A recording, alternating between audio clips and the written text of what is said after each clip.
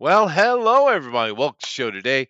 Very happy to have you here in this new year. Our very first drawing show of 2026. It's going to be a lot of fun. We're doing Buck Rodgers, a good old classic. I do believe we've done it before. It's been a while, but Buck is always something fun to do because you have multiple eras to choose from. And here's an interesting thing. I don't know if I asked this question last time, but which would you prefer, Buck Rodgers or Flash Gordon? They are contemporaries. Huh. Buck Did they ever Rodgers. cross over in anything or? Well, no, they are from a similar time, when they were created. Oh. What I mean, what is like the 20s, right? Mhm. 1920s or something like that. I have to look it up. Maybe Buck was a little after. I don't think so. They're very similar. They're very similar concepts. Of course, Burroughs created Flash Gordon, I believe, right? No, no, no. That's not Um, correct. Created the Princess of He Mars, did the which he was did John the Carter. John Carter of Mars, but they do have Mhm. similarity, right? To Buck They do look Rogers, very and similar. Buck Rogers also has a lot in common with Flash Gordon. But Mhm. because keep in mind, Buck was stuck in time, just like John Carter got moved Really? from one space to another. And I Mm. do believe there were caves involved in both situations. It could be. I was looking at doing some research on some of the comics, and the art in these were really cool. And they kind of like it. It was like it, but they do look like really old comics. And just They looking at are. some of the monsters they're facing and trying to escape, it really did feel like a John Carter story. They do. There is crossover with it for sure, and like I said, Flash Gordon Mm. as well. But I don't know exactly when all that dropped down. However, I will show this. Right. Of course, here's the great thumbnail that Eric created, which he always does. He's a great, wonderful, wonderful. Of course, it's taking the Oh, TV cool. show, of course. But here you take a look at Because some of Gil the. just died. He did just die. I understand why we're here. Aw. Gil Gerard just passed away. And but you're looking at some of these old comics here. Now keep in mind that Buck Rogers is originally, I think, the magazine format, short story format originally, right? The comics came later. Like I said, this stuff's really old. And of course, I'm giving kind Okay. of look throughout time here as the comic book has been around for quite a while. This right here, I'm not sure when it was, but as you can see, it's much more modern. And then, of course, you have an even more modern looking one here. Although I have a feeling, no, this is after the other one, yeah. But Buck's been around a long time. Matter of fact, I should probably go check and find out exactly how long he's been around. But nevertheless, I'm still waiting for a retort from Amaron. I threw one at him here before we came online, and he let me get away with Didn't it. hear you. Oh, fair Probably enough. missed it. Well, you didn't miss much. So, Good. Oh yeah, yeah, yeah, it is you. yeah, that is true. Uh, it was a side-eyed compliment is what it was. Flash Right. Gordon is the Yes, yes. 1980s. Yeah, I was complaining that the use of English grammar and such in the West has become very, very bad. But yet even the Australians speak better English. See, it's a compliment. Yeah, Uh, yeah, yeah. Let me see here. Buck Rogers. Let me check when that started.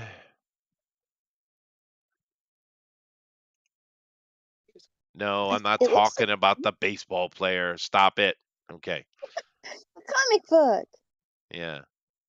It looks like Flash Gordon was made in the 80s. Does it go back further than I think Flash is maybe a little older. Mm, So Buck came out in it's a tad. 1929. Okay, cool. and of course we know around the same time we got John Carter, right? That's true.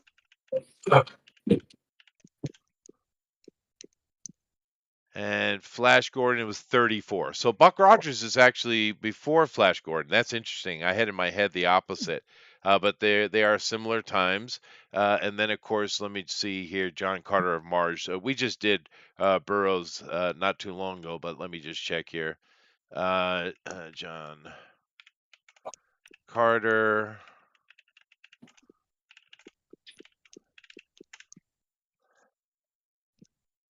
Let me see here. Holy crap. Uh, really? Mm-hmm. Wow. Okay. Yeah, a lot earlier, 1911. Holy crap. Um, Mm-hmm. but I mean, but it also you have to understand the influence of Edgar Rice Burroughs.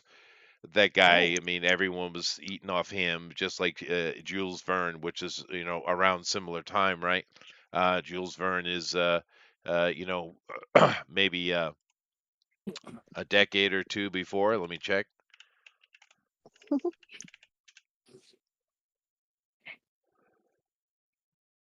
Yeah, he was still producing stuff up until near the late 19th century.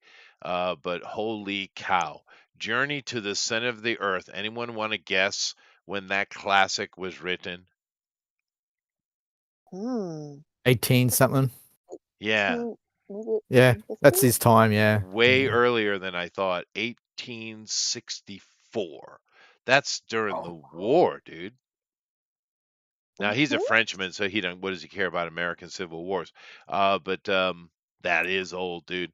But nevertheless, it was also around that same time, listeners, that the British started their scam of trying to tell the world they were a powerful empire and had been so for a long time, and we still believe it today.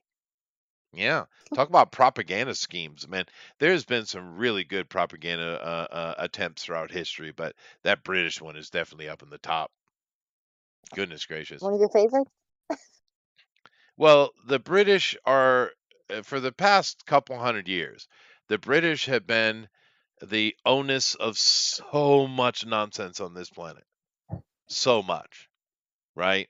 And one of the biggest things around that Civil War time was them trying to convince the world that they'd always been a giant maritime power and they were this amazing thing when we have no evidence of it whatsoever.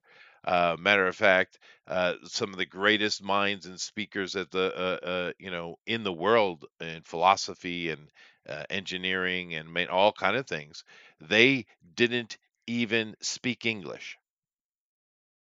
I Most think French Americans was the barely language spoke. Yeah, court. it was French. That's right. Yeah. Yeah. So, and the Americans, of course, we didn't really start making noise until the 20th century, really. But the British, boy, they went on a campaign and they were successful. Look at the world today. Of course, they do take a lot of credit for our Hollywood's influence, though. But nevertheless, that has nothing to do and everything to do with today's Buck show. Rogers. Because Buck Rogers, of course, I'm pretty sure he was in a cave, just like John Carter, Probably. and ended up going into the future. Of course, the TV show with Gil Gerard, who April. we are celebrating, he did die. He was a bit of a hardhead, but he did deliver a really cool character for us. And they changed it to where he was an American test pilot astronaut and got lost Okay. and is frozen in space, which worked really well for us. Farscape. Yeah, yeah. Farscape sort of ripped it off. Farscape did rip Just it a off. little. Yeah. But Yeah, to be fair, everybody rips everything off from each other. yeah. That's the way it is. But Farscape was a weird little thing. But I kind of liked it. Mm, It was weird. Farscape's. We've ever done Farscape? I don't think so. No. I don't think so. Huh. It had that My, hot white furry chick, didn't it? it had several weird. It was Yeah. bizarre. It was Yeah. truly one of the bizarre TV shows. Gigi That Edgley. Yeah, but I mean, he had a character that was killed, an enemy that was killed off in the show, but he continued for how many seasons inside Crichton's head? I mean, it's Hmm. bizarre. Yeah. Um, but at And they're that still time, handsome. So yeah. Oh no, the puppeteering was amazing. That's true. But at the same time, what were your other options? Andromeda, Kevin Sorbo, love you, dude, but God, the only thing good about that show was that hot AI. Boy, she was smoking. Um, you know what I mean, brother. Anyway, so we're here to do Buck Rogers, but we're also here to do the new year and say hello to everybody. Now, did I? I haven't done it yet, so let me go over here and hit that like and share button. Hopefully, you guys will do the same. Let everybody know we're on here in the new year.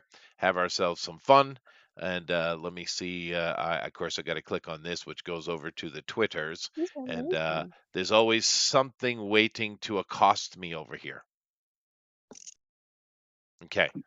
Well, that's just Elon Musk showing people doing spacewalks. All right, Elon. We get it, Elon. Thank you very much. Oh, they're beginning. They're off to the races. They're doing Buck Rogers today. Thank you very much, Jeff. But yeah, Elon I think I really wants to do the space thing, huh? yeah, he seems to think space is really cool. He does. And fair enough. Why not? We spend so much money on absolute nonsense. Why not throw a little bit of it toward getting us out in the world? Why not? I think I found some of the, well, if not the first, at least kind of the origin comic book strip or comic strip for Buck Rogers that shows uh, Oh yeah. Oh, go ahead and show it. Share screen. people the air service. Got a job serving the lower levels of an abandoned mine near Pittsburgh. Okay. Okay, Yeah. let's See, see. see. I thought it was a mine. Yeah, I thought so. But and they did, of course, the same thing with John Carter. Now with John Carter, however, they left that in the movie. Whereas in Buck Rogers' TV show with Gil Gerard, they changed it to the astronaut thing, which it actually is way better. But then again, Oh you want yeah, to talk about people ripping off stuff? They probably ripped off Planet of the Apes for that. they ripped off Rip Van Hmm? Winkle's what they did. They did that as well. Yeah, they all did Nah, that. Rip Van Winkle ripped off that. It's yeah. Well, The They creator really rip. traveled to the future, and he said, Oh, "Ooh, yeah, I'm gonna steal that That's idea for cool. my book." Yeah. well, let me see here. Rip Van Winkle. Yeah, okay, I thought so. Yeah, this is one of at this time. Um, People forget the influence of the Dutch. We don't really think about the Dutch very much these days. But the Dutch, produce the best maps. They're best sailors. Most of your food stuff that came out of the Americas, they're the ones that made it into what it is today: strawberries, chocolate, coffee, etc., etc. Really cool stuff. Um, they also wrote Ooh, tons of stuff, lots of books, lots of things. The Dutch used to be really, really important. And of course, this is Rip what Van happened to Winkle. him, Chester? Well, nothing. They still doing amazing shit. Oh, It's just everyone okay. looks at America because we're shiny.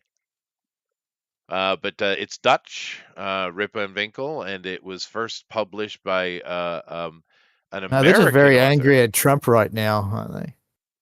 Very angry at Trump trying to take over Greenland. That would be the Danish, but I get your point, the spirit of it.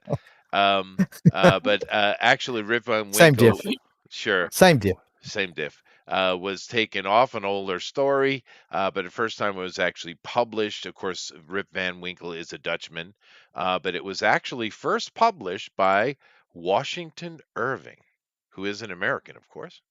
Really? So that's pretty interesting. So Rip Van Winkle in official publication is an American. Sweet. I I heard. did not know Yeah, that. I heard back Yes. back in the day, like if you wanted to have any of your works published. Like, I know in France, it would surprise me if other parts of Europe, you pretty much had to be a friend of somebody in the military because they controlled most of the publishing houses. So a Oh yeah. lot of people would come to America to get stuff printed just because they, freedom of speech. They Well, had to. that's true because the Dutch West Indies and the British West Indies Company had all that. Companies had that all locked up. See, that's the thing. The British government took a lot of credit for what the West Indies companies was doing, right? That was kind of the joke I was making earlier. But America was we've always Americans we've always been rich, but we didn't have a lot of power. We were just rich. It wasn't until really World War II that we became powerful during the war, actually, because at the beginning of the war our army was crap, right? Mhm. It was during that war that the absolute industrial might of America, just the whole world was in shock, right? How So fast you can mix it. yeah, so our military dominance is really about 80 years worth, right? Before that, we weren't much of a military power at all, but we were Yeah, really okay. rich, really, really rich. But we were Huge. strong enough to keep the other aggressors off our back, right? In country. So, Sure. yeah. Indeed. Not looking for trouble. Simple knocking on America, our door. well, I don't know. I think the first volley across people's decks was put out by Thomas Jefferson, and John Adams was over there yelling at people. Ben Franklin was carousing and conning them. So I don't know about that. Hmm. Yeah, I mean, we love our forefathers and we speak lovingly about them, but they were a bunch of mafia thugs. But they are our thugs, though. There you go. There are thugs. They were thugs, Woo. dude. They were absolute. That Madison, oh my God. Oh my God, he'd be in jail for racketeering, Ponzi scheming. Oh my God, that guy, and he was such Dude, a the vicious hip banker. term is gangsta, Gangsta. not thug. I'm sorry, gangsta. Gangsta. I'm sorry. He was Oh. OG gangster. He was OG gangster, and I do apologize because the word thug does come from India, and it's actually pronounced thugi, and it's talking about radical thug occultists that would go around and beat people to death. So I Were they in apologize. the The You know thuggy what? Indiana cult. Jones? Huh? Our Thuggy. founding The fathers were thuggies. The Thugi. Thuggies. Yeah, the You'd Thuggies. sound like Gen X. Dude, they're Thugi is how you pronounce it correctly. No, thuggy, as it No, said it's in the movie. Thugi. I don't care what they said in I'll the be right movie. back. Spielberg can sit on it. There you go. You know what I saw? Speaking of that little Happy Days joke I just made, and only nobody got it. Um, did you know Eric and Jeff Hmm. and other old person Mike that you remember the first time you ever saw Joan Jett? Yeah, Okay. Happy Days, right? Definitely Happy Mhm. Days, right? So what? Early 70s, right? Now, because we were too young to know about Joan Jett, right? But she was already popular, and they threw her on her TV shows. First time we ever saw Joan Jett doing her famous song. Do you know she's still touring? Yeah. Yeah. That is Hey, insane. fantastic. It is fantastic, and I get it because musicians love to just be on stage doing music. I get it, but I mean, goodness gracious, she's got to be at least 20 years older than us, minimum, right? So Oh. yeah, no, You don't dude, make me look. I'll look. Hold on. she's got to be in her late 60s, maybe early 70s, dude. Joan Jett is 67. Yeah, yeah, that's It's not that old impressive. though anymore. No, but it's like a lot different. Like if you have someone like say Madonna, right? She's still touring and she's of course not that old. Madonna's what 62, something like that, 63. So she's close though. It's interesting. But Madonna, she sings in a very speaking way. It's very Oh, they are soft. the same age. They are holy crap, dude. So Madonna Well, was way older than we thought in the 80s, huh? So Oh she yeah, yeah. was. I I didn't get know that. I thought she was in her teens, but no, she was in her late 20s, mid 20s. No, she'd already done nude modeling by then. I didn't know. Yeah. But Madonna, the way she sings is very airy. There's not a lot of effort, right? So Mhm. Madonna right. can sing into her for a very long time, right? It's like one of my favorite bands, Primus. Claypool can sing until he's 180 if he wants, because he doesn't sing. But Joan Jett there's a lot of energy behind those vocals, and as you get Mm. older, that becomes more difficult. I was just shocked. I Does didn't she know put she her was voice still touring. Eh, yeah, as much as yeah. The tempo's down, I'd say about 20%, and it's probably about half energy, maybe even only 40%. But she's almost 70, so You know yeah. who Did else she is do a still lot of up touring? tempo music?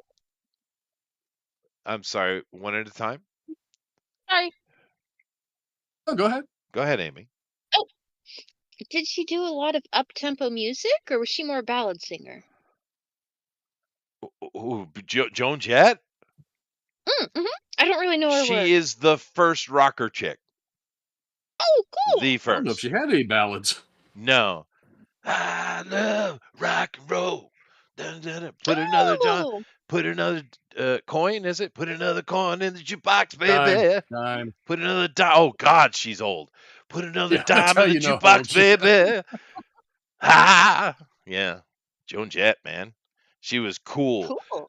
You get a lot of these kind of wannabe rocker girls that are so cringe. Mhm. I mean, just cringe. But They're trying to Joan, be her.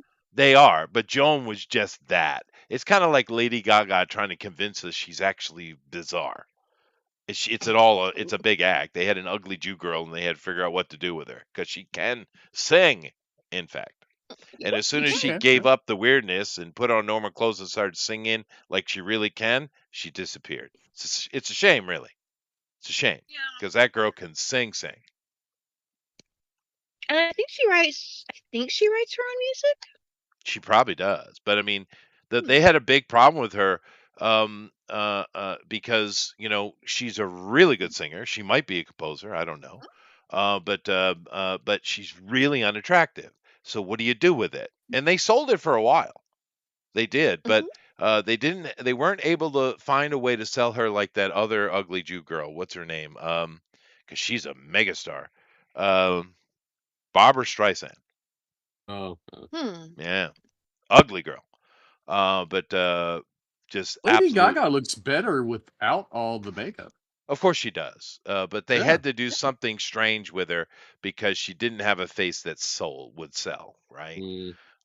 And I get it. It's unfortunate. It's one of those weird things that because we get a lot of complaining out of certain peoples, right? About Yeah. certain things. But I don't disagree with all of it though, right? Because it's hard to sell an unattractive woman, right? Even with amazing voices. Like say you take Adele, right? Now she's lost a ton of weight and she looks great. But even when she was fat girl, she still was a pretty fat girl. Her face, right? And of course, just an amazing voice. Yeah. Yeah. She was a Uh, BBW. I don't know what that is, but okay. Big, Uh, beautiful woman. a big Yeah, no, she was attractive, Yeah. even though she was a big girl, and she could sing. Lady Gaga, of course, is not a big girl, but she just is very unattractive, right? And they Hmm. made it work for a while. She had a bunch of hits, right? I don't know. Did she ever get a number one? I I wouldn't would guess know, she did. but I I think I wouldn't guarantee you that. I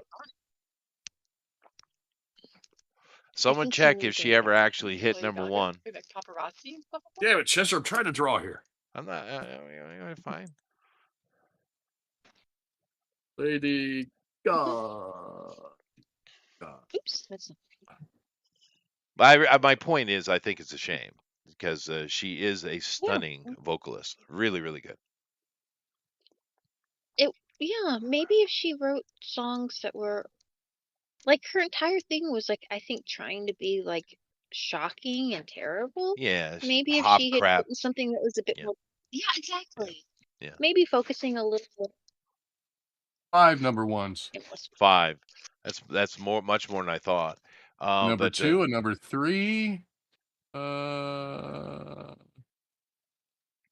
so they did sell it for a while. They did. yeah, she's got some number 5s. I mean, I'm back. Yeah. yeah. Um, And that's just singles. Albums, we got 1, 2, 3, 4, 5, 6, 7 number 1. Wow. All right. So they did make some money off of her. Good for them. It's unfortunate when she tried to transition into just being what she is that they couldn't sell it though. It is a shame. It's like Christina Aguilera, right? For years she did stupid, dumb pop stuff. Didn't care about her at all, just dumb crap. And then she's like, "All right, I've had enough of that." And she put out that album, that retro album. Like, oh my goodness, because that's she's a real wacky chick. I get it, but that is a generational voice in Christina Aguilera, Mm. right? And she, finally, but she made the transition because she's cute. So Yeah, cute doesn't hurt. it does no it has that's my point. It's not really fair because Meatloaf made a lot of money, and that is an ugly human being. And all his songs were talking about making love by dashboard lights, in fact, in cars. That big, ugly, fat guy that I'm sure smelled really bad. Yeah, he was kind of greasy. Crazy good voice, but it didn't matter. No one cared, right? I mean, you're a musician, so maybe you can say a little better. I feel like Lady Gaga had interesting. Well, if you were to compare her, let's say, vocal range and prowess to like a Christina Aguilera or No, she's not that level. very specific. I would put her with there was a really good female pop rock singer of the 80s, Pat Benatar. I'd put her in that. Okay. Now, keep in mind, Pat Benatar was originally an opera singer. She had a 5-octave range, Really? and Wow. they convinced her to get into pop. And of course, she had a real successful career. I'd compare the two vocally. But no, Christina Aguilera, Mariah Carey. What's that black girl that was in Dreamgirls? Ridiculous voice. Oh, Jennifer Hudson? Jennifer Hudson. These are generational voices, right? They're rare. Voices, you hear them in the Lord. Once I'm a sorry, generation. I knew that. Those don't come by all the time. Yeah. Why? That girl is a phenomenal singer, dude. Jennifer That means Hudson. I've seen Dreamgirls. That's why. Oh, I've seen it. It actually Dreamgirls has that. I've heard the song aside from it, but you do get a really good version of for that big song of hers. But for me, it was more. I felt more sad watching that movie because Beyonce was trying hard to prove she was a singer too, man. And it's like, baby, you ain't that. But I guess she's got a lot of ego on her. At least that's what it came From some across in stories the I've movie. heard. Well, I'm Or just something. saying, and if you watch Dreamgirls, you'll see Beyonce's ego coming out hardcore. It's quite clear that she was yelling and screaming behind the scenes to give her big power ballad scene. And they said they succumbed to it, but it's very, very clear this is not the same caliber of singer. Very clear. And it would have been better for her, I think, to just have not had that scene because we compare now, right?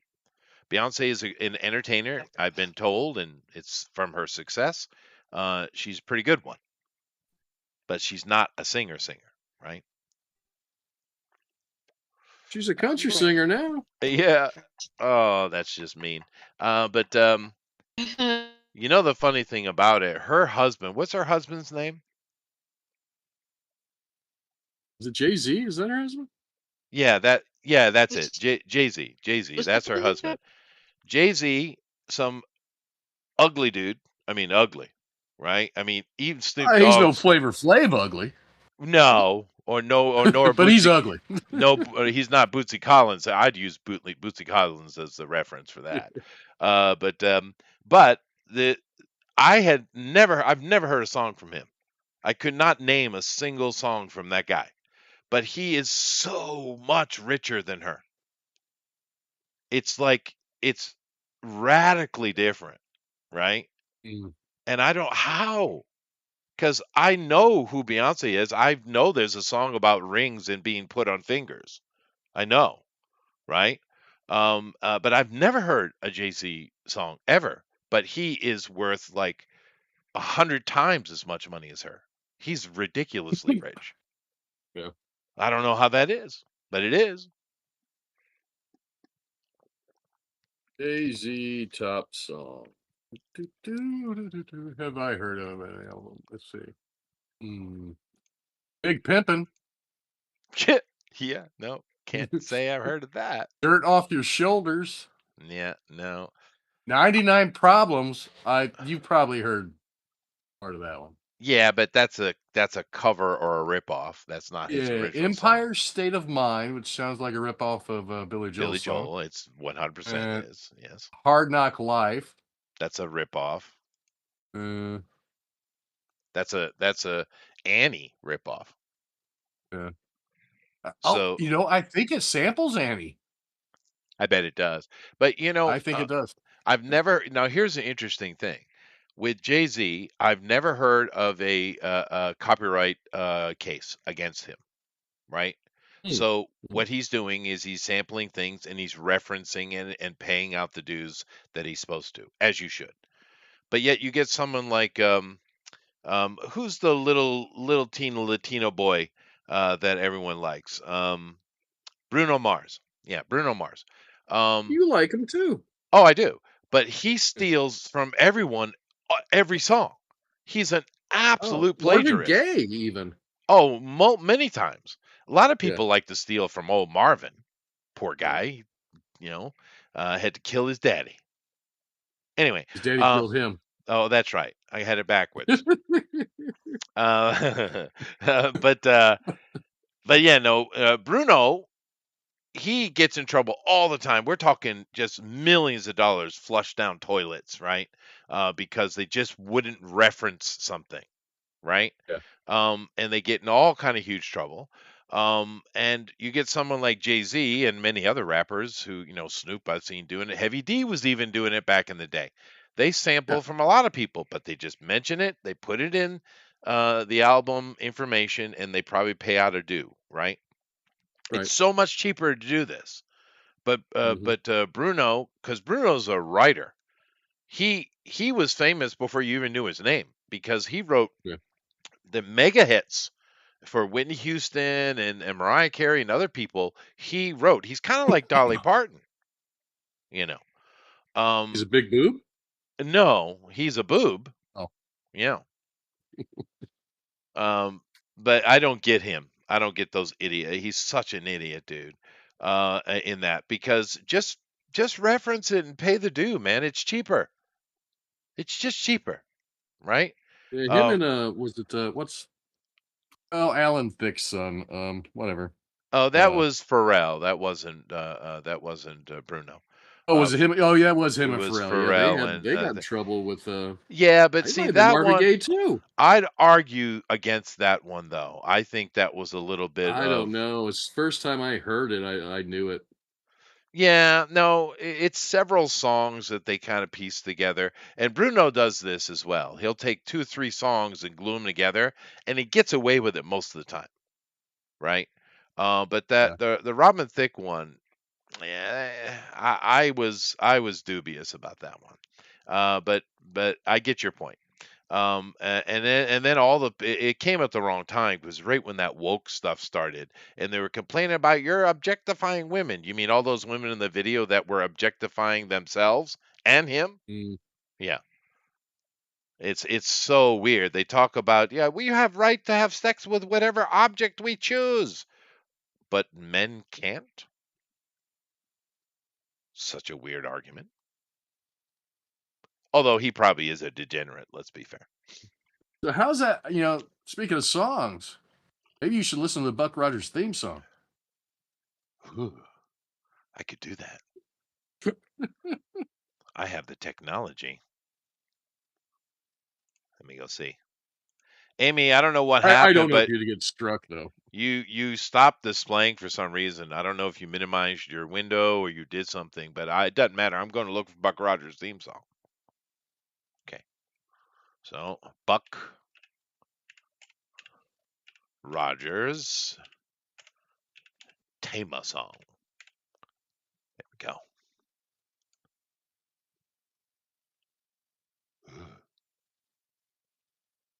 Okay.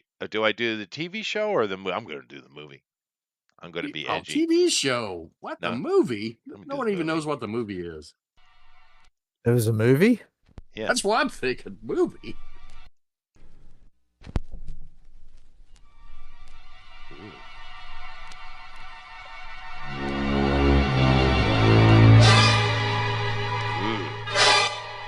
Sounds.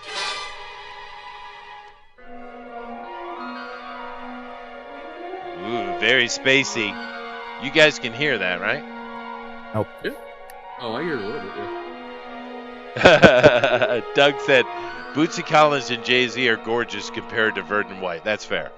That is fair. Okay, this is not what they want, though. That is good sci-fi music, though.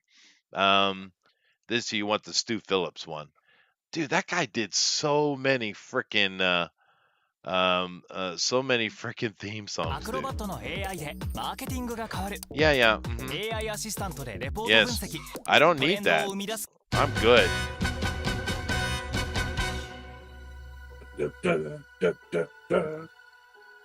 It is a good theme song. It is. Dun, dun, dun, dun, dun, dun. This punches you.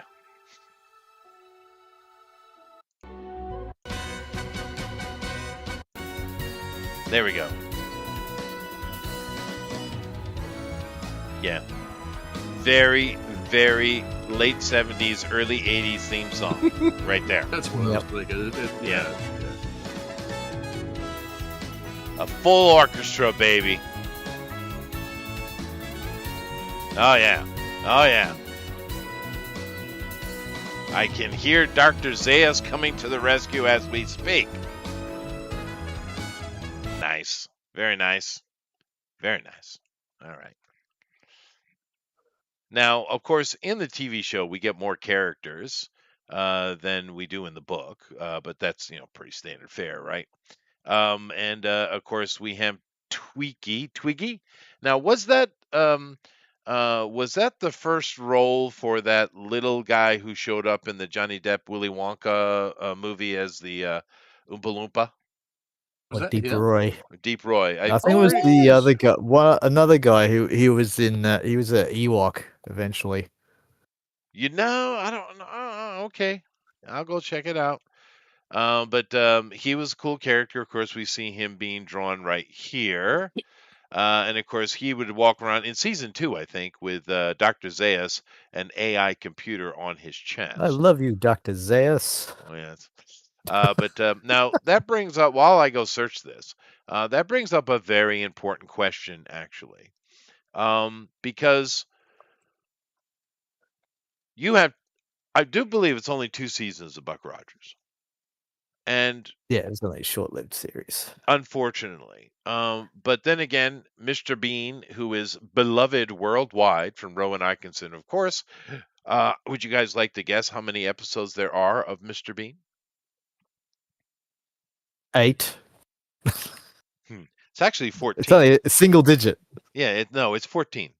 But 14. It's still, yeah. It feels like, nah, dude, there's got to be 100 of them, right? But there aren't. So, you don't need a lot to. Firefly, of course, is still beloved, and it only had 13 episodes, right? And I don't think they aired 11 of them. The argument with Buck Rogers, as far as the TV show, and of course involving Gil Gerard, season 1 was much more book Buck Rogers. There was swashbuckling adventures, sexy ladies, princesses, threat of death everywhere. Season 2 was for kids. Right? Season 2 they cleaned up the outfits and stuff. Yeah, I mean, it was they like did. there's a whole documentary on it. Something happened with season 2 is like different producers and everything, I think. Well, and one of the things was Wilma Daring, the lady who played Wilma Daring, was really Aaron pushing. Gray. Aaron Gray was really pushing back about her wearing, doing what Armron is doing as we speak, or is Yeah, that Eric? yeah, yeah. Yeah, no, yeah.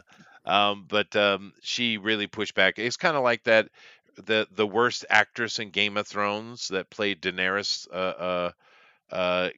She complained so much about having to be sexy stuff, right?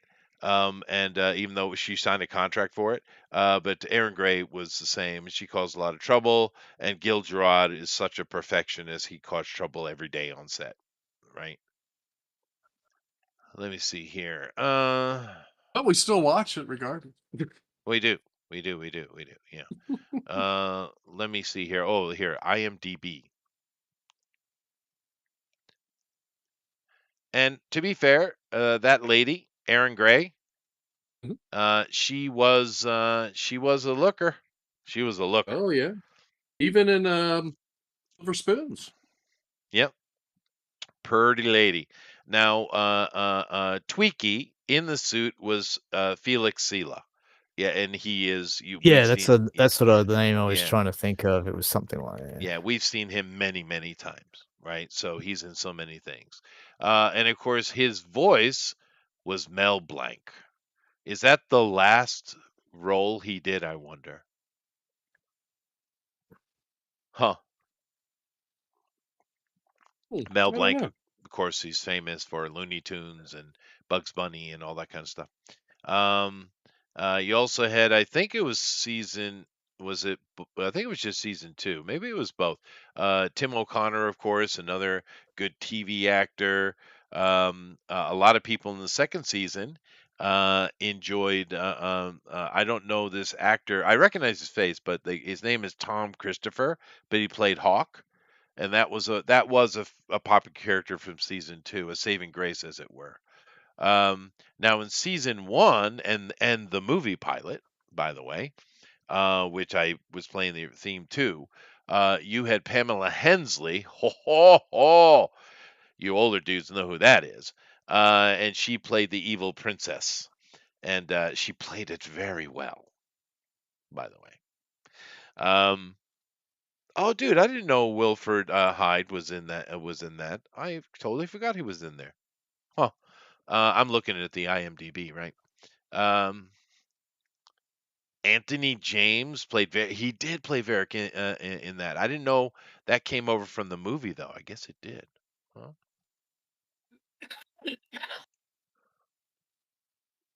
The original serial Buck Rogers. No, I'm talking about the movie. The movie. Oh, Yeah. because the guy who did was Buck Rogers in the serials. He had a cameo in the show too. Yeah, yeah. But of course, but yeah, the guy I'm talking about, I know he was in the movie, but I didn't know he showed up in the series, and he was in all of it. So I don't. Maybe he was in costume, because Anthony James, you just go look at his picture and you'll know who he is instantly. You just don't know his name. He's always a bad guy criminal because that's what he looks like. He looks like an absolute sleazebag that would cut your throat for $1. You know, perfect. So anyway, Buck Rogers in the 25th century.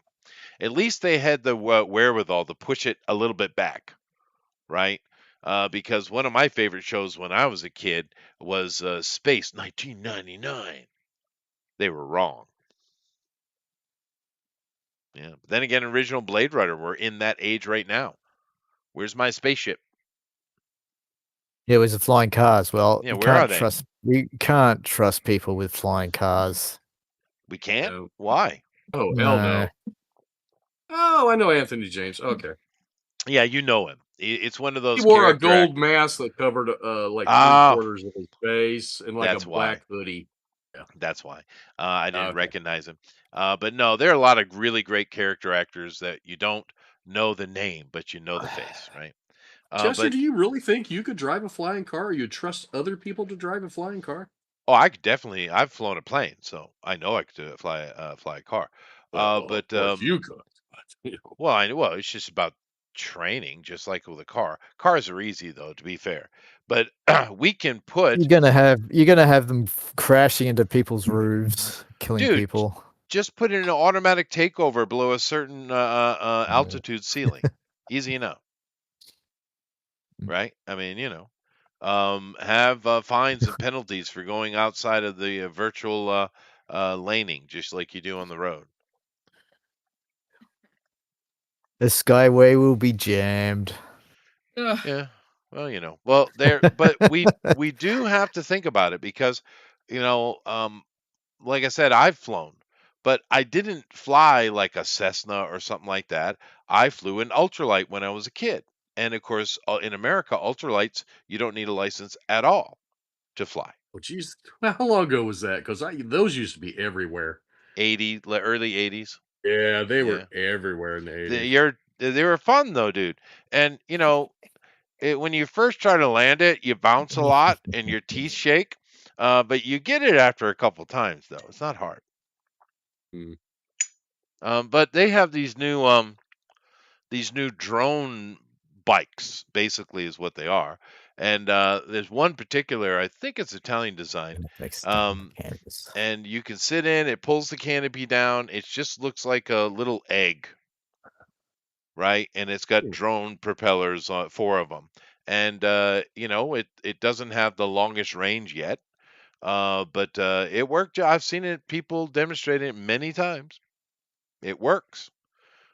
So you have that situation anyway, Amron, where under a certain CC level, you don't need licenses anyway. So and we haven't had anyone land into a roof yet.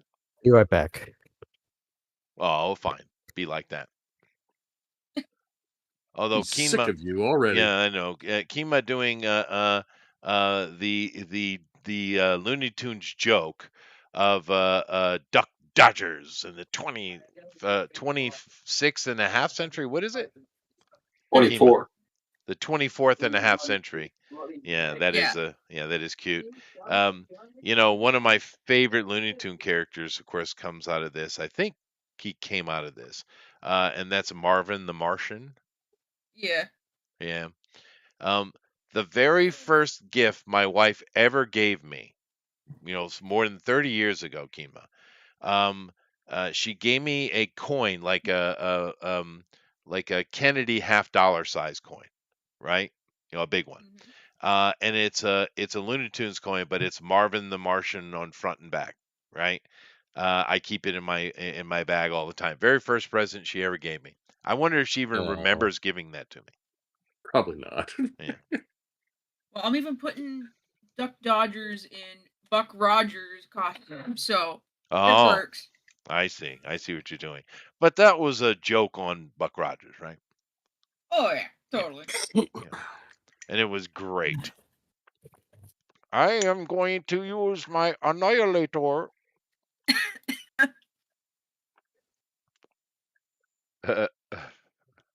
Oh, Daffy. It is unfortunate. I've noticed that less and less people know Looney Tunes. It's not like on every morning and evening, after school. Yeah, but when it comes to animation, Looney Tunes is genius, dude. It's genius. Is it? Where at? On MeTV. Oh, okay. They play it all day long. They have select brackets for it, but it plays all day long, and it plays at all the times that kids could watch it again. So MeTV sounds a lot like YouTube. MeTV is memorable entertainment television. And see, they got clever with it there. You see that? I see that. All right. Right. And so they originally, before we went to the digital television where we had all the, point whatever for the main channel so you could do multiple airings of whatever. MeTV then branched out, and so they've got Heroes, Western, and I forget what else. They also, and then the one that I'm talking about is there's a channel called MeTV Tunes. Oh, okay. So, all right. And they play cartoons 24/7. So they've got Looney Tunes, Underdog, Ooh, Wonder Mutt. Ninja Turtles, all the Hanna-Barberas, Sure. Tom and Jerry. What else have I seen? Oh, Speed Racers on there.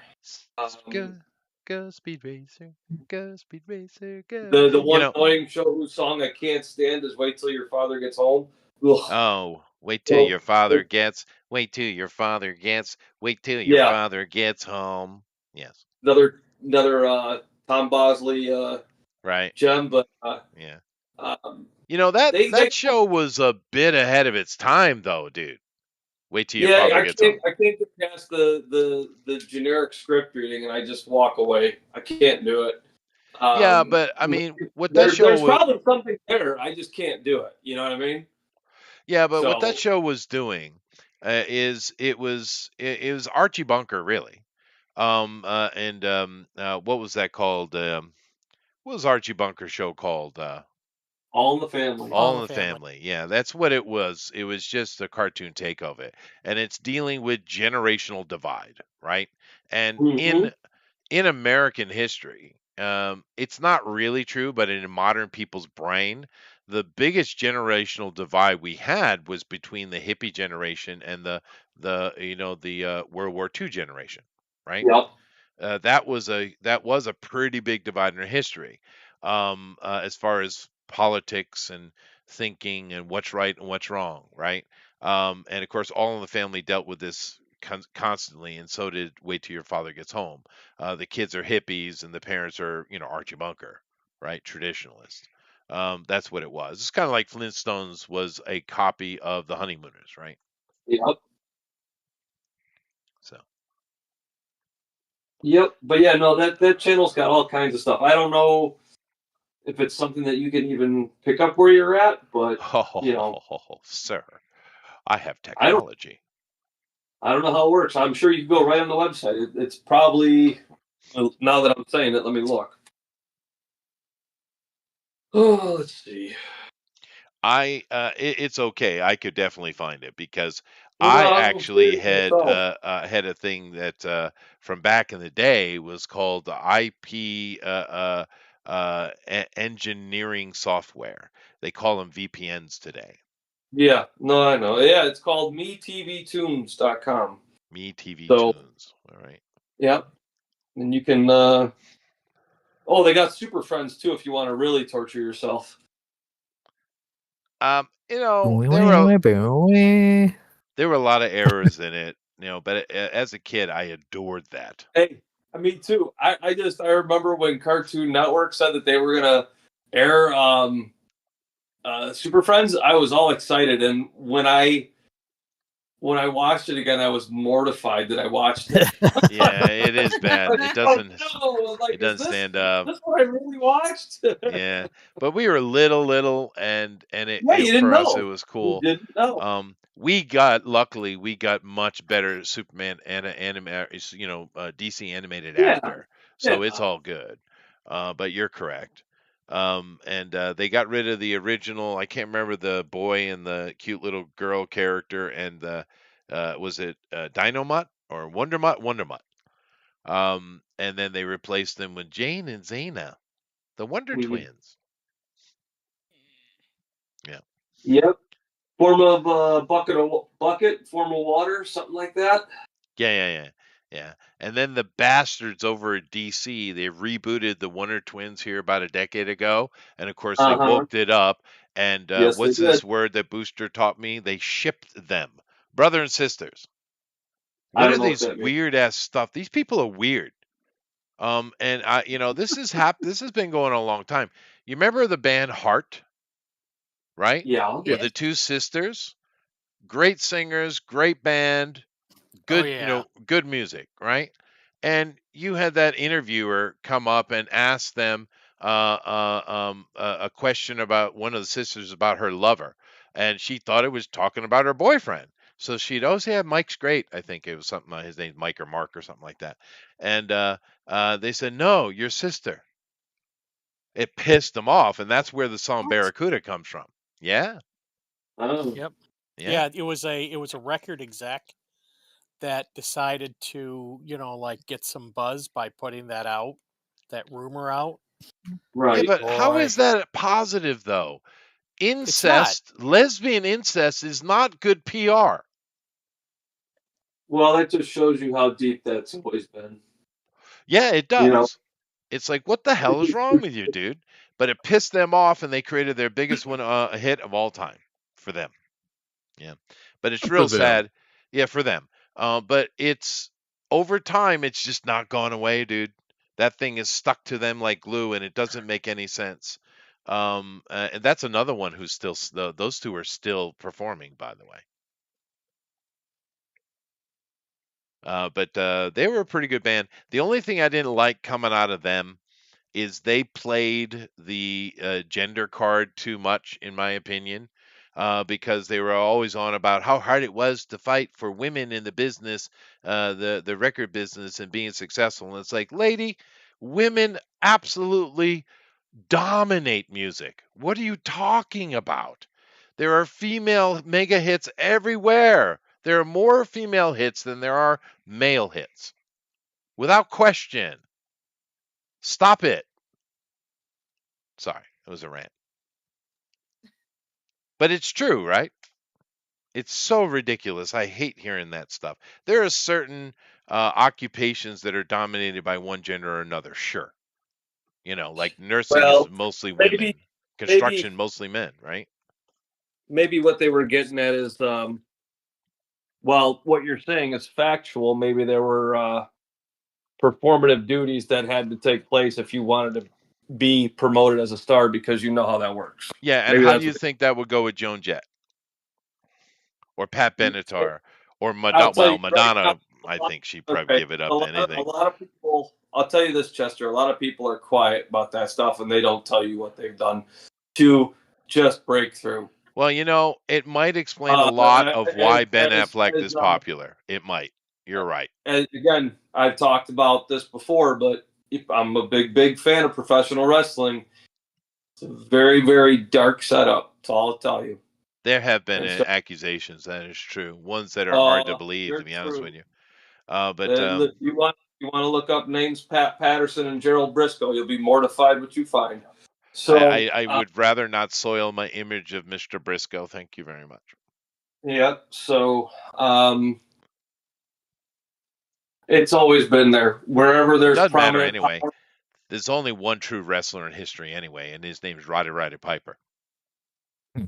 Roddy is the best. Yeah. And Bret Hart gets the second billing. So, And Okay. Dolph Ziggler is the best supporting actor. He is a good wrestler. Dolph is so good at making you look good. He's so good at that. He is the his generation's Bret Hart of never hurting anybody.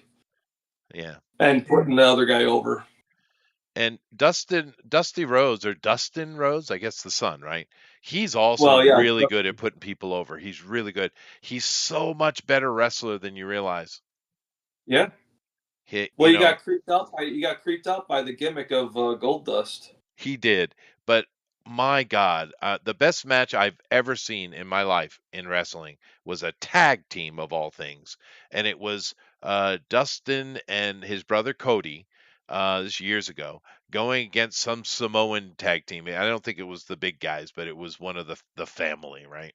And it was those guys were working with each other so perfectly. They were so in sync. It was beautiful, dude. Beautiful. Yeah. Oh yeah. Yeah, the Rhodes and the Samoan family, they got it down, man. They do. The rhythm was amazing. A talented, two sets of talented families, Oh yeah. Where they worked hard, dude. And of course, they Dustin, sure did. his big trouble was drugs. He just got hammered by him. Yeah, well, he's cleaned up now, as far as I understand. Oh, sure. I'm talking early. Yeah, right. He was also involved with just the wrong people. That's all. That is true, Doug. Brett cannot get over the Montreal screw job. You're correct. But that's okay. I just try not to pay attention to those things. Like, I'm not going to rewatch the Super Friends. I'm going to keep fond memories, you see. Yeah, don't open that door. You'll be mortified. I will not. Yes, sir. But wrestling, beautiful dance that is wrestling. Yeah, it's changed now. It's the new kids, they're good. It's not that they're not talented, but they're missing the improv aspect that the past generations had, where You the talking in writers. ring or are you talking mic work? Yeah, I'm talking in ring. Guys Oh, like okay. Hogan, from Hogan, Piper, all the way through, I would say, like John Cena and Eddie Guerrero. That's like the cutoff, okay? They would hand him a script and they'd go, I don't read these things. What do you want? And they'd tell him the highlights and they'd go, okay. And that's it. Because it takes away from the improbability of what happened Spontaneity. in Yeah. ring. Yeah. Yeah, and it ruins it because like people always say, and I'm going to stop after this because I don't want to get too far off the beaten path. But go back to WrestleMania 3. Everyone says Macho Man's match is one of the greatest of all time that he had with Ricky in that match. Mm-hmm. It's a good layout match, but the whole thing is scripted and they openly talk about it. It's horrible. And I respect both those guys tremendously, but it shows because they had to hit their beats instead of just going with the flow. Right. And it yeah. doesn't hold up, and it's sad because those are two immensely talented individuals. So, Yeah, anyways, but you do have both. You have scripted and you have like in ring.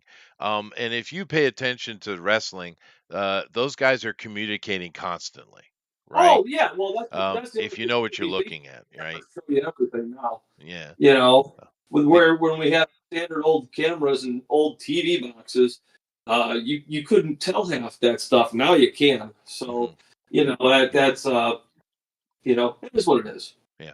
And the reason we're talking about this is because this is a little known fact. Gil Gerard loved the WWE. Actually, he was a WCW guy, to be fair. Oh, okay. Yeah. I just made that shit up. There you go. Yeah. I don't know. Yeah. I have to plead guilty. I have I've never done Buck Rogers of any kind. I'm totally guilty. Yeah. I read a comic run. I think I showed one of the covers for a little while, and it just didn't hold my interest. But I did love the show.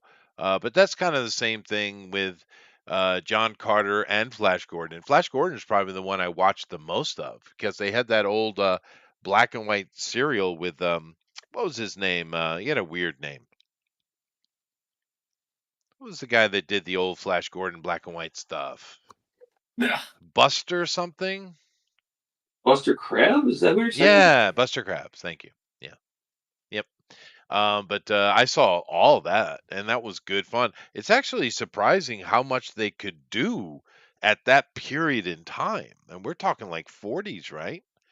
And 50s, and they did a lot with that, dude. I was pretty impressed. If you that's one of those things you go back and rewatch, it actually holds up pretty well, dude. That's cool. Yeah, it is cool. Yeah. Yeah, no, only old serials that I have given a little bit of time to, and I want to go back to them again, but I've not, is the original Captain Marvel serials. Those were pretty polished too for their time in the 40s. Oh, right. Yeah, okay. Because if you go to the Kirk Allen Superman, they're but the Captain Marvel one, they were nice. Yeah, no, Way better. way back in the day, they had their formula down and it worked, and they Yeah. had money to spend. Of course, they didn't have to deal with the inflation that they do today. Imposed inflation, but nevertheless. But yeah, and a really interesting kind of conversation about the old school way of doing it and the new school way of doing it. In my mind, you guys can tell me if you disagree. I would say it's the Star Wars moment, right? Because at that time, 20th Century Fox was making two movies, right? At the same time. They had one called Damnation Alley. We all remember because of the really cool vehicle that they literally built for the show, for the movie. And that was their baby. They had all their money and all their focus, and all the producers were behind that. They had another one going on that they had no faith in, and they didn't think it was going to be successful. And of course, it was Star Wars. And honestly, it might not have been anything if one of the producers had literally not stolen $2 million off the budget of Damnation Island Alley, and secretly giving it to George Lucas to finish the movie. And of course, at the same time, we also have Black Hole being made. We have at that same exact same time we had Alien being made. So that's another example. Because keep in mind, the lady who's in the Black Hole was supposed to be Sigourney Weaver, but the one of the producers just didn't like her name. And then she went across the street and got a job in that little movie called Alien, right? But these are perfect examples of the shift, because Damnation Alley, Black Hole are old school Hollywood, right? And Star Wars and Alien are new school indie stuff, and they had a completely different look. It was a different level of polish, a different thing entirely, and it's pretty impressive. But the thing is, they should have changed sooner, because they were still basically doing Flash Gordon in the 70s, right?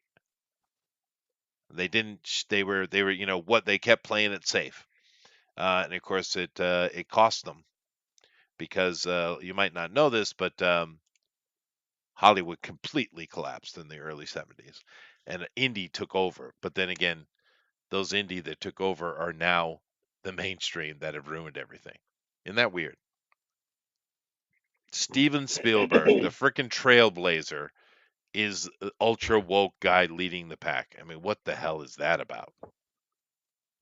Someone needs to sit him down with some interviews of him back in the 70s and early 80s. I really, really think, because he was literally a trailblazer. He was not a fan of old Hollywood. And look at him now. Unbelievable, dude. Even though George Lucas is an absolute, well, dick, um, at least he's still what he was, right? I mean, you got to give him that. So the rubber hose treatment, huh? Yeah. Yeah. I gotta get a cup of coffee. I still have coffee. Nice. You upset him so much, he had to I leave. did. I did. Very upset. Damn. I'm surprised I've talked about Buck Rogers as much as I had. That's pretty good, man. I should also It's point out too, unusual. Banana Mike won the draw along, artist pick draw along yesterday on Mike's he? channel. What were they Oh, doing? nice.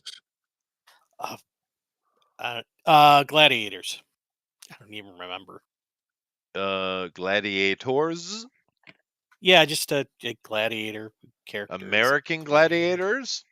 No, just a character is a gladiator. Oh, just Now, the almost generic. everybody did Hulk except Gay.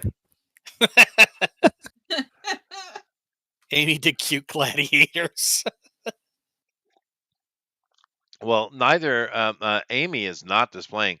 Melissa is, and I've been looking at her little dino fight with Buck Rogers here. Very good. Very good, Yeah, honey. and Melissa did, I think it was Batman as a gladiator, or was it Spider-Man? But anyway. Well, I mean, we do have Secret Wars, right? We have Battle World, which kind of sucked, and then you had the Grandmaster. What that wasn't, was that Secret? No, that was Beyonder. Which one? What story arc was one with Grandmaster that had him I don't doing know. gladiatorial stuff? Oh, it was after. But not too long after. But yeah, they've done this idea of superheroes being gladiators. Of course, what's his name? Mongol in DC is a similar character that forces people to fight. Yeah. So You know, there's a great MCU TV show coming on in a couple weeks. I don't think anyone wants to miss. Are you mocking me? Yeah, I think he is. Yeah. It's Wonder Man. Uh, Well, I'm going to wait and hold my judgment on that because the Oh, it's not yeah, what you I think know. it is. But they seem to be mocking themselves in the trailer they though. might be. Um so I'm going to wait and see. It might be a play on we'll see. But you're probably right, it's going to be crap. Um Wow, how 2026 has flipped me and Chester. Show's not even out, and I'm trashing it, and Chester's going to give it a chance. Well, because I watched the trailer and it looks like they're mocking the concept of wokeness is what it Mm, looks like they're doing. And it's a comedy. So, I Yeah, mean, I don't know if that's going to sell anyway. I mean, the best superhero comedy I've seen was Ant-Man.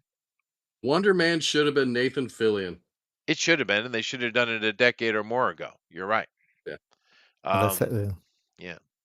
And of course they're race swapping it, but they're even in the trailer mocking that concept of it, right? They're even joking about it.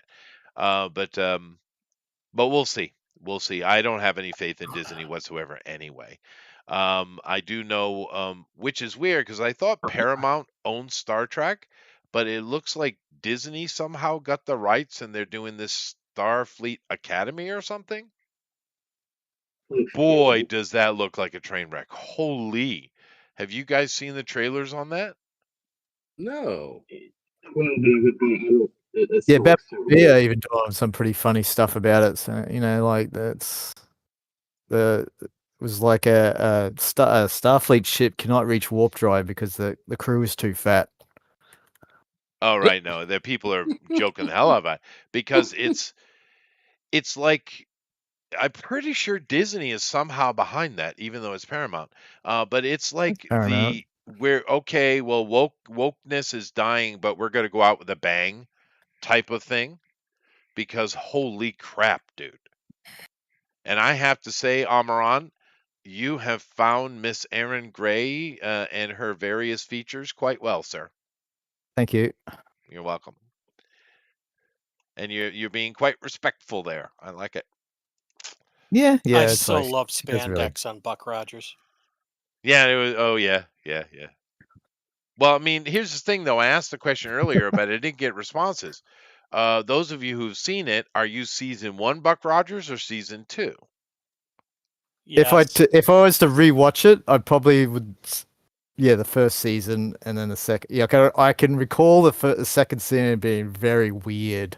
And it's kiddie. It's It for got kids. weird. Yeah, it's for Bitty kids. bitty bitty bitty bitty bitty Bitty, bitty, bitty. bitty. Yeah. But I think for me it's just timing because when Buck Rogers, this because I didn't see the movie until later, right? Because that actually I think has a higher rating than you would imagine a Buck Rogers thing would have. But I was at that age in my life when the season 1 came out that I understood. Oh, that's a penis. You know, that happened. What? So What was? yes, Twiggy? no, the princess, dude. Oh, well, look at the robot's head. That's true. That is also true. Yeah. But I was at that moment, when you start thinking about girls, right? And That's Dukes of Hazard for me. oh, don't even bring up Daisy and the Dukes. Dukes Goodness of Hazard gracious. and Wonder Woman. Linda Carter and Catherine Bach were my first two crushes. Oh yeah, no, fair enough. Now here's the thing though. And I've mentioned this before. I was, musician and to make money on the side, I was a bouncer and mainly in strip clubs because it was more money. Fair enough. Yeah. And because of my experiences in that, I'm not a big porn guy, right? I'm not being judgmental. It's just not really my thing. However, when I was a kid, there were a couple of things I did see because tree houses existed, and it is a requirement, a law in the Constitution that tree houses must have either Playboy or Penthouse in them. Okay. And Daisy Duke, that lady who played it, she did a spread. I don't know which one it was, but I happened upon that in a treehouse, and actually got to seeing her doing one of those full. It might have been Playboy, because it was fairly tasteful. But That'd be Playboy then. huh? That would be Playboy then. Yeah. But you don't want to see her naked, dude. It doesn't work. Okay. That All that right. image is seared into my head, dude.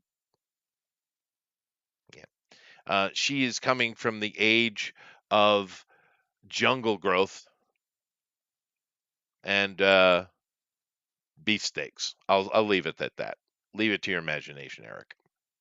Beef steaks. Did you just say Yeah, beef I steaks? did. Yeah, you don't want to Yeah, inquire on that further. I did. I will tell you about that later, Armoron, so you can understand what he's talking about. Yeah, I think I know anyway because I am Okay, old enough. okay. So Yeah. Because unfortunately, I can't attest to seeing so many celebrity things, but I did see that lady. I don't even know her name, but the Catherine Daisy Bach. Duke lady, Catherine Bach. Okay, she was super cute. All the boys loved her for sure. But I really wish I had never seen that spread. I really do, her because it spread. mortified me. It was one of my first examples, and I was like, is that what it looks like? Ew! It was like that, you know. Which started Chester's experimentation in homosexuality. No, actually, it's the first time I smoked a cigarette. Oh, come on, that was funny, dude. Nobody gonna give me any love for that. That was perfectly timed joke. Damn. All right, I see how you are. At least Kima gave me a chuckle. Thank you, Kima. Yeah, I'll throw you a bone. Thank you. It was a Thank pity you. chuckle. It It was a was. pity chuckle. There you go, Jeff. See, Jeff is following the theme. He's still on the chain. Chester, Good for you, Jeff. See, I'll give you Chester, some love. Yeah. she was in Hustler, not Penthouse. That's why I saw so much. Because That while explains you're it. describing, I'm like, that wouldn't be in Playboy. Yeah. Oh, I'm No. And I don't sorry. even think Penthouse. I've never even purchased the porno magazine, dude. In my life, I don't really know, but I remember seeing it, and because one of the boys was like, "Dude, we got Daisy Duke, right?" And it was like, "Oh, And I don't think I'd ever seen a nude lady before. That might have been my first, right? And yeah, didn't like it. He's a I'm assuming you're Korean looking at the barbecue. picture now, and you understand what I mean, right? No, I did not look at the picture. It just came up. 32 images, including scenes from Crazed from Hustler. Okay. TV road trip. Okay. So Hustler's that old? I didn't know it was that old. It's really old. Yeah. Oh, yeah. Old Larry Flint. Larry Flint. Yeah. But yeah. I don't know. Maybe I was just too young though. Because it was right at that moment, right? When I was, puberty, right? But yeah, I remember that was not a good experience. Let me see. Who else that I don't think I've seen many. Mm, hmm. Yep. Nope. Not many. There were a few magazines in the tree houses, though. I'm assuming some of you older guys remember the treehouse craze, right? Yeah. I never had one, but yeah. Oh, I had several. I love building them. Um, yeah, I love tree houses. Matter of fact, years ago, I found a YouTube channel where this guy's business is building actual livable tree houses for people. Oh, wow. I love that show. It was great. I wouldn't mind to have a tree house. But yeah, I built many of them as a kid. Yeah. Am I the only one who's built a tree house? Interesting. Yeah, My yeah, parents yeah. forbid Me. me from. My parents forbid me from building one, and I couldn't climb trees anyway. So Oh, dude, I it was is what I it always is. was climbing banned from trees. using saws because my mom found me outside trying to saw my head in half like I'd seen on Three Stooges. Perfect. Yep. Perfect. No, none of those things were true for me. I climb trees constantly. And I even have had to climb a couple of trees to literally throw my brother on my shoulder and climb down with him. Idiot. And I used to play with equipment all the time. I was always building stuff. My grandpa taught me. It was actually interesting. The very first thing my grandfather, I remember him teaching me. It's probably other things. He taught me how to shoot. But he also, I had a, I'm sure Eric or Jeff might remember this, but way when we were little, right? There was a little pinball machine that was fairly good size. I'd say it was a good 2.5 feet long, right? And you could buy it at I think we got it at Benny's, but it was a standard Sears item, I think. And I played that thing constantly, right? A little pinball, put it on the tabletop and you played pinball. But I played it so much, I broke the stopper, right? The thing you pull back and let go. And my grandfather took it apart because back in those days you could do that. Yeah. And then he took the broken piece, he took a piece of wood, and he sat down with me with pocket knives and showed me how to whittle. And I Oh, repaired the that's pinball machine. cool. It is I cool. love whittling. Yeah. But he showed me how to do that, and I was able, with his help, of course, to repair my beloved pinball machine. Hmm. Yeah, whittling That's an is fun, adorable Kima. story. It is a good story. Yeah. But yeah, I have a few good memories of my grandpa. I'm sure we all do. Mhm. No, never met him. Oh, you never Hey, met him? Oh, Chester, that's too bad. did you Yeah. ever find the danger of quicksand when we were kids? The It danger was of quick everywhere. the danger Actually, of quicksand. it reportedly was a horrible monster, so that's a good thing that I didn't meet him. No, I don't Quicksand was even everywhere. Remember? That was danger.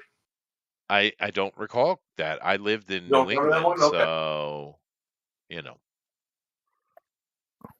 mostly our Well, greatest fear you were said skunks. East Coast, right? You What? said you grew up on the East Coast? I did. Yeah. Yeah. Maybe by the rest of those blue bloods they got rid of the quicksand. I don't know. They probably did. The Yankees did invent the modern world, whether you like it or not. Yeah. Yeah, and we have no problem telling you so. hmm Yeah. Uh, Indeed. anyway, that's true. Yeah. But no, I don't remember that trend. But no, I think our biggest concern were skunks. Yeah, Not for me. and It was raccoon. Yeah. For Keenma, of course, it was musai. yeah, I had to run up a tree and stay there for a while. Yeah. Yeah, no, I've had a single encounter with a moose. Scared the shit out of me. Yeah, as they do. Yeah, yeah, they are terrifying. I actually had a scarier encounter with an elk, actually.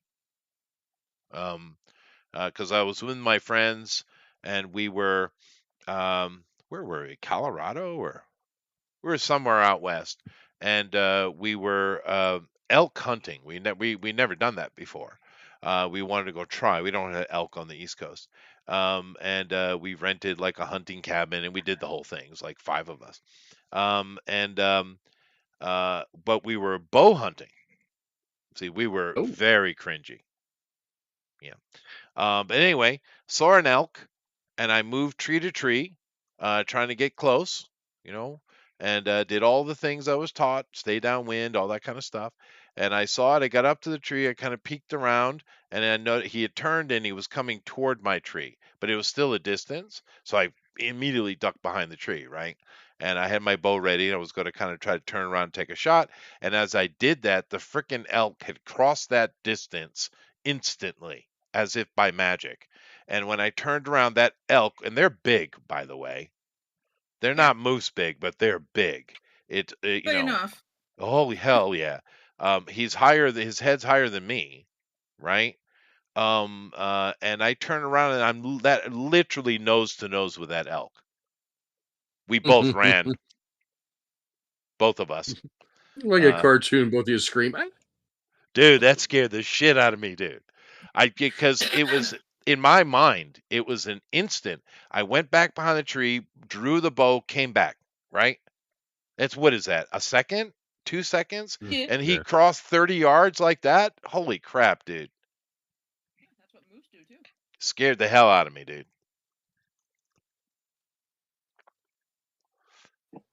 And then I had Yeah, another there is no running from moose. You just find the nearest tree and hope it's big climb. enough. Yeah, it's like pig, like wild boar. Yeah, just climb a tree. You save yourself.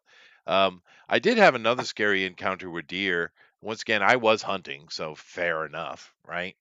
But I was we were moving forward. We didn't because sometimes we'd hunt with dogs, but in this day we weren't. We were just tracking. And one of the older guys had come back and said there was a herd up over there, so we were going to head over, right? And we're kind of trying to stealth through the forest. And then I heard I never experienced this before. The old men laughed at me, but I heard this like a you ever been near a train when it's coming? Yes. Mm-hmm. Yeah, it was like that. And I was like, what the hell is this? And the herd just ran past us, right? And there were like 40 of them, right? Holy crap, dude. The ground shakes. It's like thunder. It's a cacophony. I've never experienced anything like that. And I literally froze. Of course, I was young. I was like 14 or something like that. But wow, that was a moment. Have you guys ever heard a bunch of deer moving before? Yes. Yeah, it's freaky, dude. And they came right through us, right through us. That was scary. They don't stop for anybody. They're No, they just gonna don't. go through you. They do. Yeah. I mean, they didn't hit anybody. They they're quite agile. But it just, like I said, the men didn't panic. I was just the kid learning, with family, right? But I'd never heard such a thing. It was unbelievable. The sound of it, because we have this image of animals being quiet. Uh-uh. Well, strength Thunderous. in numbers, right? Sure, sure. I mean, and I imagine horses, like a herd of Mustang, probably is even more so. But I just have never experienced that. Right? I've ridden a horses, so I've heard it, but I guess it's different when you're part of it. I guess. But I'll never forget that moment. And another I don't know why this popped in my head, but I was driving over the Newport Bridge, and I remember the first time I heard "Money for Nothing" by Dire Straits. I don't know why, but that moment is seared in my memory, Eric. Isn't it weird what we remember, huh? It is sometimes, yeah. That's probably more known for its video. Yeah, well, they also had, I don't know, I think their MTV video was probably the biggest one for them. But "Money for Nothing" is such a good song, mechanically. It's a really, And really Chicks good for song. Free. And "Chicks for Free," dude. They had another really good song too. It was like some Spanish song. What was it? They were really good musicians, Dire Straits. Mhm. Let me go see here. Dire Straits hits. Yeah. No, I don't need that. Dire Straits top songs, greatest hits and chart singles, rock VF, whatever that means. All right. Very good here. Sultans of Swing. There it is. Oh, yeah.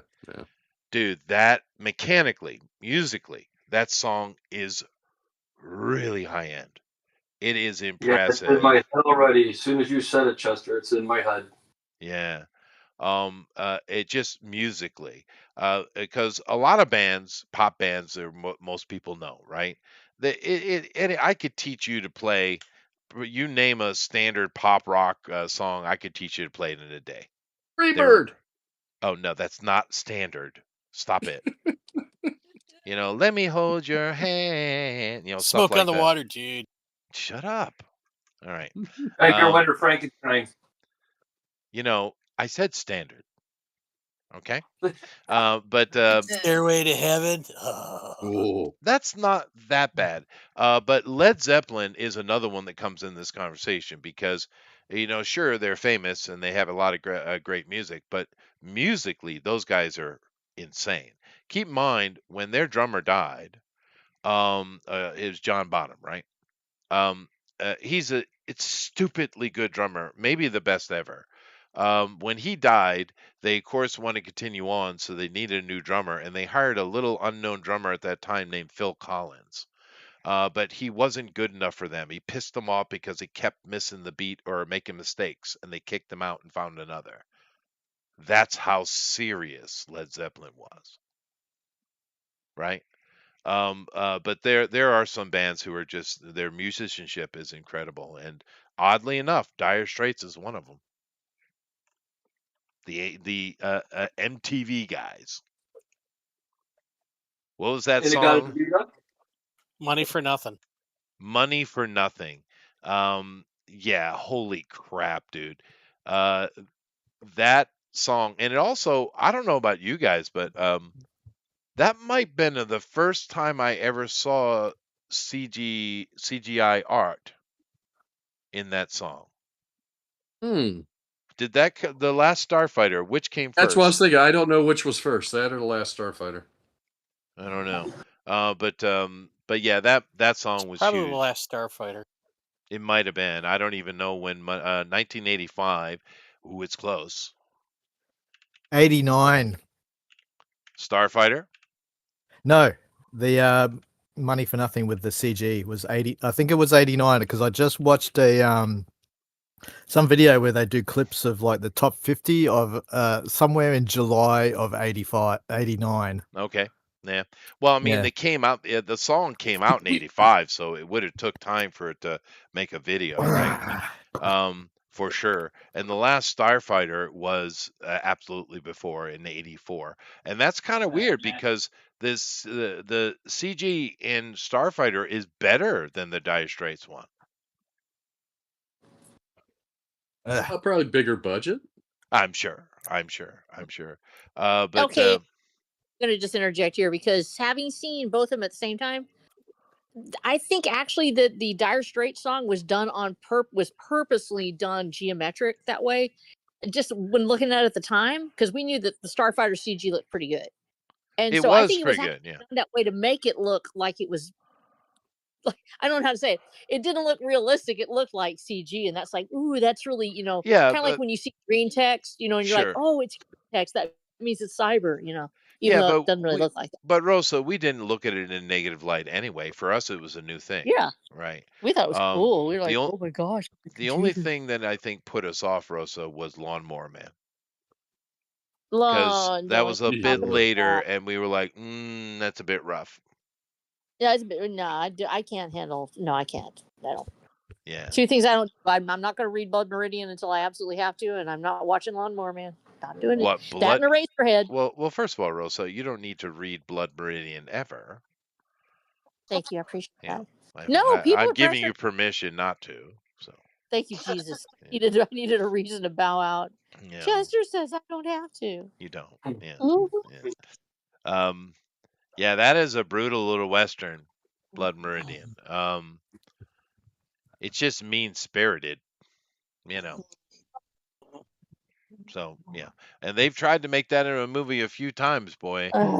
I don't know why that would be X-rated without question. I don't know how you make that without it being X-rated. They don't use that anymore. What do they use now? What's the new term? Not for human consumption. Yeah, well, that. But what is the new X rating? They don't use X anymore. What do they use? NC-17. Unrated. NC-17. Well, no, unrated. That's not theater. NC-17 is the correct answer.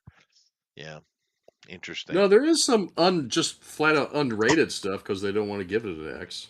Yeah, but those things aren't dropped into the theater though, because theaters are under the FDA. Refused Is it the classification. FDA or the FDC or FCD? You know, the communication one. I'm so confused with Mhm. it. I I don't know know, now. but and they have certain rules, and if you don't have it a minimum of an R, you can't get certain licensing, and you can't get certain things, and therefore the theaters can't carry it. Right? Only certain theaters can carry NC-17, not all of them. So this Yeah. is there's a problem with it. If you drop stuff on cable, well, you don't have to worry about it because people are paying for consumption, Yeah. right? And this is where the unrated comes from. A lot of times you get something that was cut down to R or PG-13, and they'll have an unrated director's cut they'll drop on cable, right? Or streaming. So, but with that, I'll let you guys discuss the contemplations on it because I want coffee. I'm going to get it. Okay. Does that mean Jeff's in Jeffrey? charge. It's a Okay. charge. I'm always right with the world. Aw. I don't feel in charge. Oh, It's too late. okay. You can just go ahead and give up. You're there, buddy. Oh, well, I will Well, what rule would peacefully, Oh, that's good. but with an Nobody's iron looking hand. for. If Now, we were how a does more that work? professional show, we would have anytime we transition to Jeff being in charge, we'd play a little theme song, like Charles in Oh, charge. yeah. Yeah. Would it be on the TV? Unfortunately, nobody has control over that, so Yeah, and we don't have any musicians here to do that for us. No, no That is such a musician. freaking lie. Come on. That's amazing on a kazoo. Yeah, do it. Do it now. Do, do, do, do, do, do, do, do, do, do, do. It's Jeff. Like that. Yep, Jeff gets to design his own theme song. I'm all for that's that. okay. I think I'll pass on the theme song. What? Oh, okay. What? Too ostentatious for my coolness. What? What is just minimalistic? Well, It's just a little more subtle than that. And then No, when you come go on. to conventions, you can change it to Hunter's in charge. That's right. Hunter's in charge of your wallet. Give me money. Did I Like mention anyone that my has. ebook is on sale for 99 cents at Amazon? Really? Ooh. Why am I not getting your nobody shows up in my feed. Nobody anywhere. It's like an abandoned wasteland of weirdness. And then I have to go right now. I'm having to look you up, Herman. There's nothing on my For You feed from you. I am so tired of this. Yeah, the Between that, notification systems on some things, I swear. no. Like between that and YouTube, where if I get a notification, it's 3 days later. Like earthquake, massive, and then Oh, you go yeah, to it. YouTube's horrible about that. I'll see stuff. Oh, They're like always a in the cleanup sale at a process. store I'd like to go to. I'm like, that was last yes. week. Why am I just now Yeah, getting this? I know, and it's just like So Yeah. okay. Am I the only one feeling like that? That the algorithm is set up for you to find everything out 3 to 5 days after the fact? They Did know anybody us. pick up on that? Mhm. Yeah, because that way you can't complain about it when it's relevant. Absolutely real. Oh, we're doing Buck Rodgers. Now I found you. Now you're telling me about Buck Rodgers. Now it's like 1 hour ago. Fine. I'm here for the witty commentary at this point. Snappy dialogue. That was good. You're on the wrong show. Hey, Rosie, you gotta follow that up with like Professor Frink. I'm here. I am here for the witty commentary.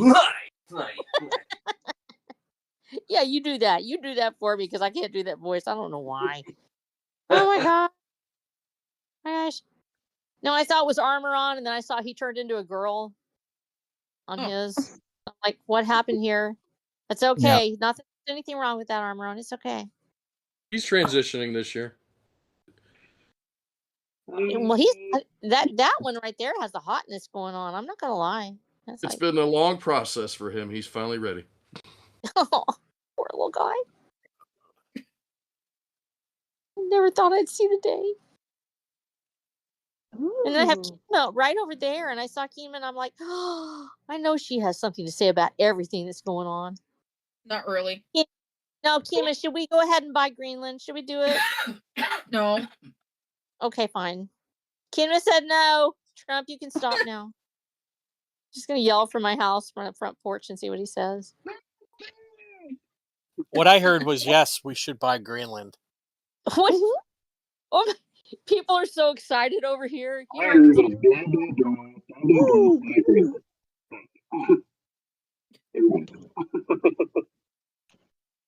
Okay, that sounds.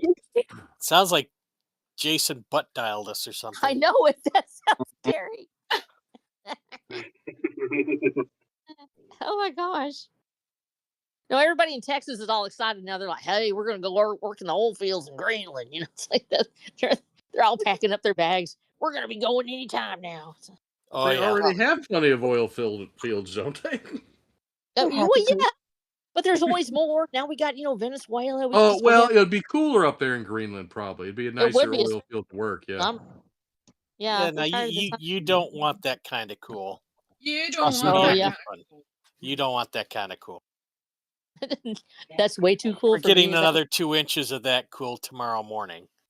Dude, are you Oh. really? Yeah. Yeah, we're Another like two. dropping to like minus 30 tonight here. Ew. Good God. Why would you? Keenan, why? Aren't you on the east? Aren't you on like in British Columbia? No. I thought you were. I'm sorry. I thought it was supposed to be warm and more pleasant there.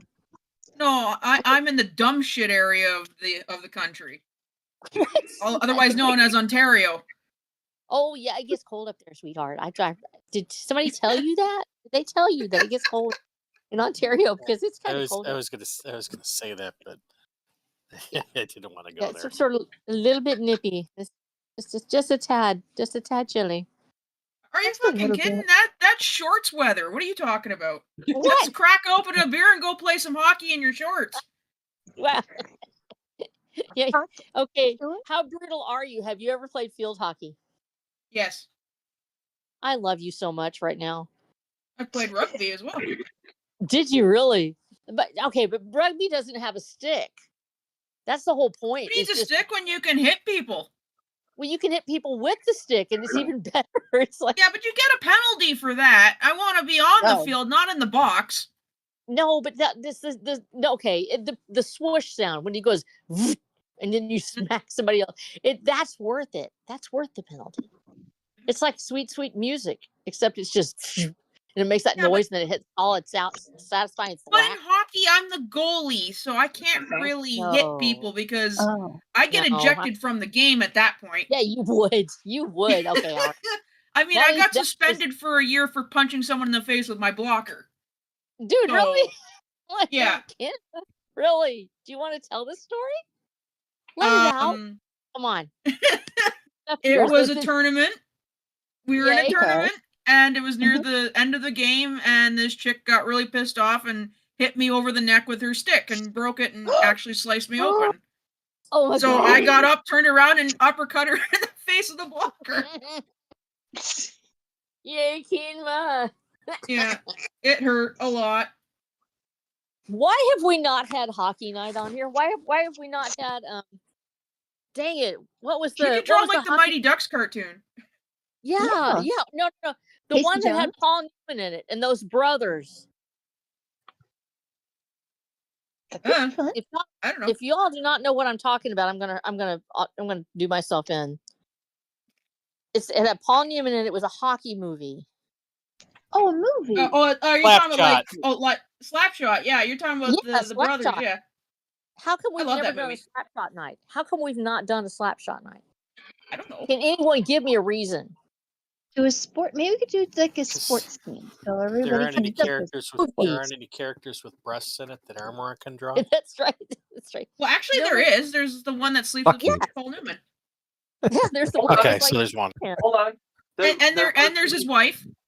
There was the Mighty Ducks movie where they had that cute girl that you didn't know was cute until she took the helmet off.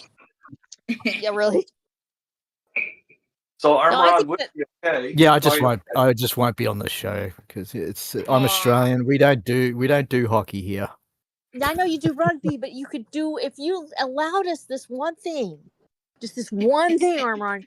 Then we will get you a rugby movie. We will get you a rugby movie just for you. and we will draw it. I don't care about rugby either. Except they'll be wearing hockey gear.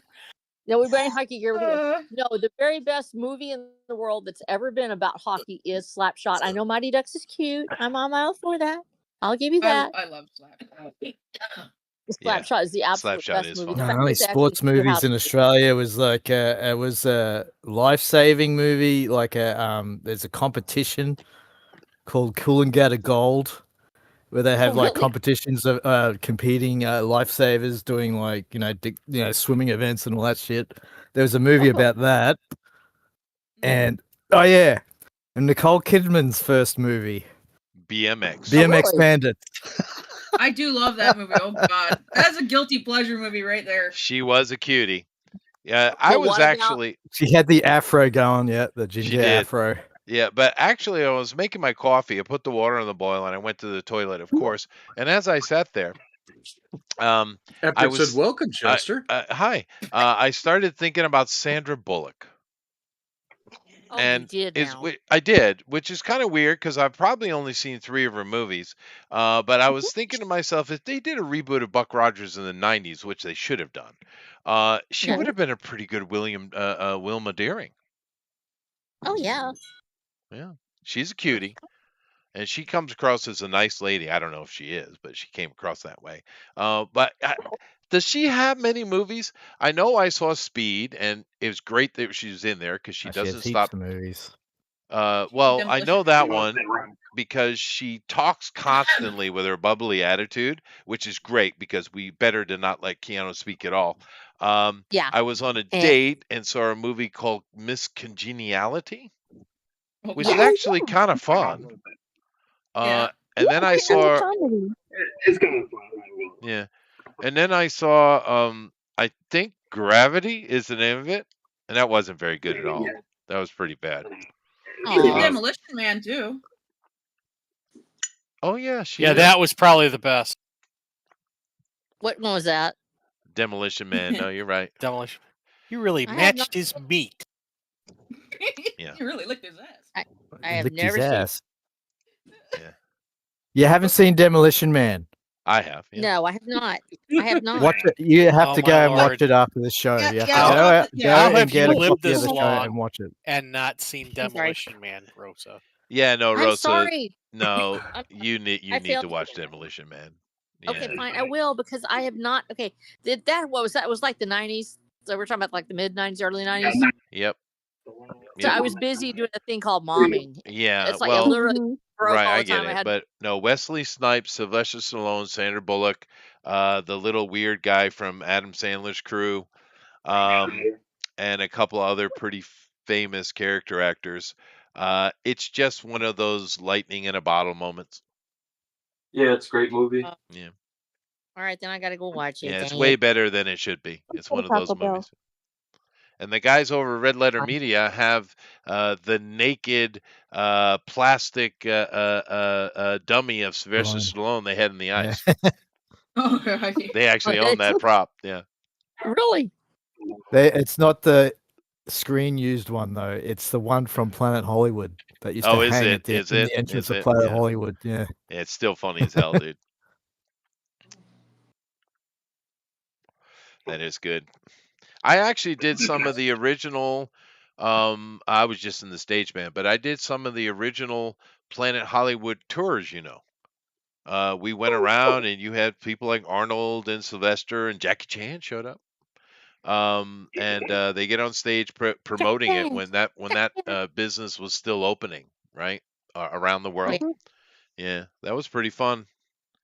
They didn't pay very well though. Well, Mhm. the whole point was you're just supposed to be cool. You don't have to be paid if you're just cool. What are you talking about? I'm literally in the stage band. I'm in the Okay, back. fine. Maybe a little bit. You're supposed to get chicks. That is Yeah, the well, thing. that's true. But that's easy. But yeah, no. It was neat though because they had us. We were on the stage, and Mhm. so they all came up, and of course, we only got to see their back really. But talking, all these celebrities would show up and talking to the crowd, and they were all over the world too. It was actually a fun little thing. Yeah, they opened one in Sydney, Australia at Yeah, one yeah. point. Yeah. Yeah. They were all over, and Yeah, I did shut a up. bunch of them. Wow. That people don't realize we used to have shows at weird little venues like that, like Yeah. Six Flags over Texas. Nobody thought it had when I was like in high school and college. The shows were huge. You went to Six Flags, Yep. you would see the show actually in the little venue. They would have like the Yep. Western World, and then you went to the South or whatever, Mhm. and then you went to France. They had a show for every one of them, and literally you would have these great shows with fantastic local Yeah. talent. Local meaning Dallas, Texas, which is like millions of people. So as a result, they were able to get talent from all over. It was bad, like kind of like doing They off don't Broadway. they don't do that anymore? Because I mean, I did the I Hard Rock not really. Cafe opening tour, and I did the Asian tour twice. We used to do that all the time. And I'm a session musician, so it's kind of what I ended up doing. That when I toured, it was that kind of stuff. But yeah, they don't do that anymore. Why would they not do that anymore? That's great fun. I think they're moving, but they do the celebrity stuff more. Is that now they have a Well, book? They yeah. book the act itself instead of doing the themed shows. Oh, I see. Okay. Well, no, the Hard Rock Cafe were like that. There were a couple of headliner types like Tesla and things like that that would show up on those tours, and then they had a few of us lower acts as filler. Yeah. But no, mostly it was themed shows like the Planet Hollywood stuff. I did a tour with the Blue Note, and that I was just the traveling band member, and they would have famous musicians in different cities attached to us, because they'd have their own bands usually, but of course they would always have guests. But we were the traveling band, so we went to many locations all over the world, and they would at different places would be different jazz legends and things like that, and we just we'd prep their music and they'd get up and do their thing. Oh, dude! So you're telling me you actually went into session musicians for whoever they had on? Like, okay, what's the biggest jazz name you ever did session for? Bradford Marsalis, Miles Davis, Buddy Was it Rich, Spyro telling me Gyra, Shaka Khan, Sade, Morris Day, Sting. Did two of his Morris albums. Day and the Who's the Tide? nicest? No, I don't know. But he was like one of the few I actually met, because we often don't even see him. No, we just do the workup. They just come out and do it. Yeah, the studio guys, we do one or two things, right? We either do workup, meaning because a lot of these artists, these famous artists, they don't write shit, right? So you'll have some composer guy who works for a studio. I was a Federation guy, which is a union, basically, a musical union. And we jumped to all these different studios. New York's got a lot of them, if you didn't know that. Hollywood's famous for movies. New York's famous for music, right? And I would jump into these things, and they would do workups. And what they would do is they have some album they're working on for some artist, and they have all these different songs, and they need to work it up. And we have to, you need people who are really good at sight reading, which I am. Right. And they I'm just so terrible at that. They just throw paper at us, and we'd play it, and they'd rework it, and sometimes we do it live there in the room, or they'd come back the next day or whatever. So session musicians do this, and then we also do the background music for albums, right? Particularly for like a solo artist like Shaka Khan or Sting, right? Now, I met Sting at a different time, but not with the album stuff at all. I never even seen him, right? But he would get our background, and he'd put it on the mic, and he'd hear it, and he'd do his part. Then he would have Bradford come and do his solos, and anything else. And then, of course, Sting also will have a stage band or a TV band, depending on what he's doing. And they're not necessarily the same people. It's like Prince. He had his Revolution, but they were never consistently the same people, right? They're just those are all studio people, right? But that's what studio musicians do, right? Session musicians do. They either do workups or they do album background setups. Okay, let me ask this question because Buddy Rich, you're talking about the drummer. Yep. right? I played with him on Dude. stage. Okay, so you're watching this. If you hear sneezing, it's actually my baby goat. Herman knows exactly what I'm talking about. Check it out. Baby. Yeah, okay, the baby head, but right now it's really hard. He showed up on a stream not too long ago. So you have Buddy Rich is absolutely you're talking about a phenomenal artist, but you're also talking about incredible improv. How do you lay down a track for him to improv off of it? I mean, do you pick up when he No. decides to throw in that extra No. line? Really? But Just let it roll. that's I guess I should have said there's a third thing that session musicians do. Live tracks. And he just did live stuff. Yeah. Oh, okay. Because a Okay, lot that's of what I was times when wondering you about, get 'cause- a live Dude. album, you think it's from this venue on this date, and sometimes it is, Mhm. but usually it's Yeah. not. It's a little bit of trick of the industry. They will do a live recording. That's true. It's not a lie, but it's in a studio. Mhm. It's not at the arena. Yeah. The live track. Sorry to break your illusion there. There are a couple of the best live ones are like Johnny Cash at San Quentin. That's live. That's live. There are some of them. The ones that have videos attached. Yeah. Yeah. Peter Frampton wasn't live? Probably not. Yeah. Oh. Yeah. No, my part's broken. Yeah. Sorry, that's just how they do it, right? It's not a lie. It is live. We do live session. So I did live stuff with Buddy Rich. And honestly, it's easy because you just play the song, you just do your thing. He's the one that's improving and doing stuff.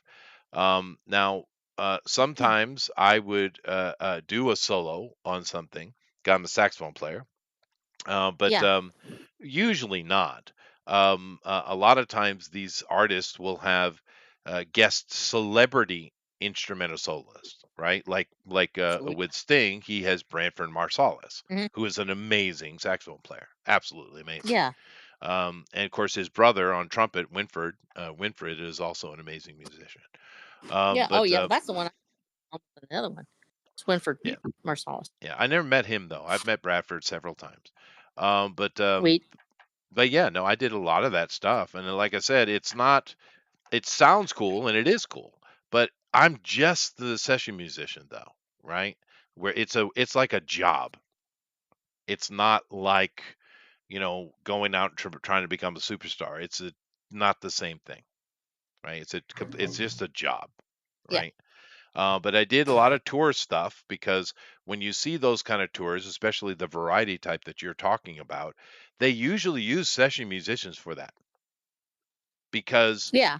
the difference between a band or a soloist and a session musician is sight reading. That's really the big difference. And because I've had many times, like I used to play at the Blue Pelican, right? Which is Oh yeah. I was in the stage band there, and that's I don't know about now, but at that time that was the greatest jazz house on earth, right? Now I think the Blue Note's probably more famous now, or the House of Blues in New York. But Yeah. whatever. And we would literally sometimes, because of scheduling snafus, we would literally be given a book of the songs for the night in the afternoon. Mhm. Literally a few hours before this musician jumps on stage.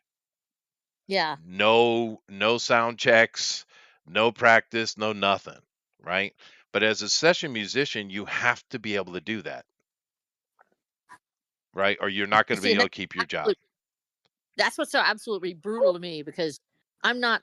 When I did work as a musician, I worked as a soloist, or I worked as where I'm just basically doing piano on my own at that point. Sure. But everything I did was vocal, and it was all improvisational vocal.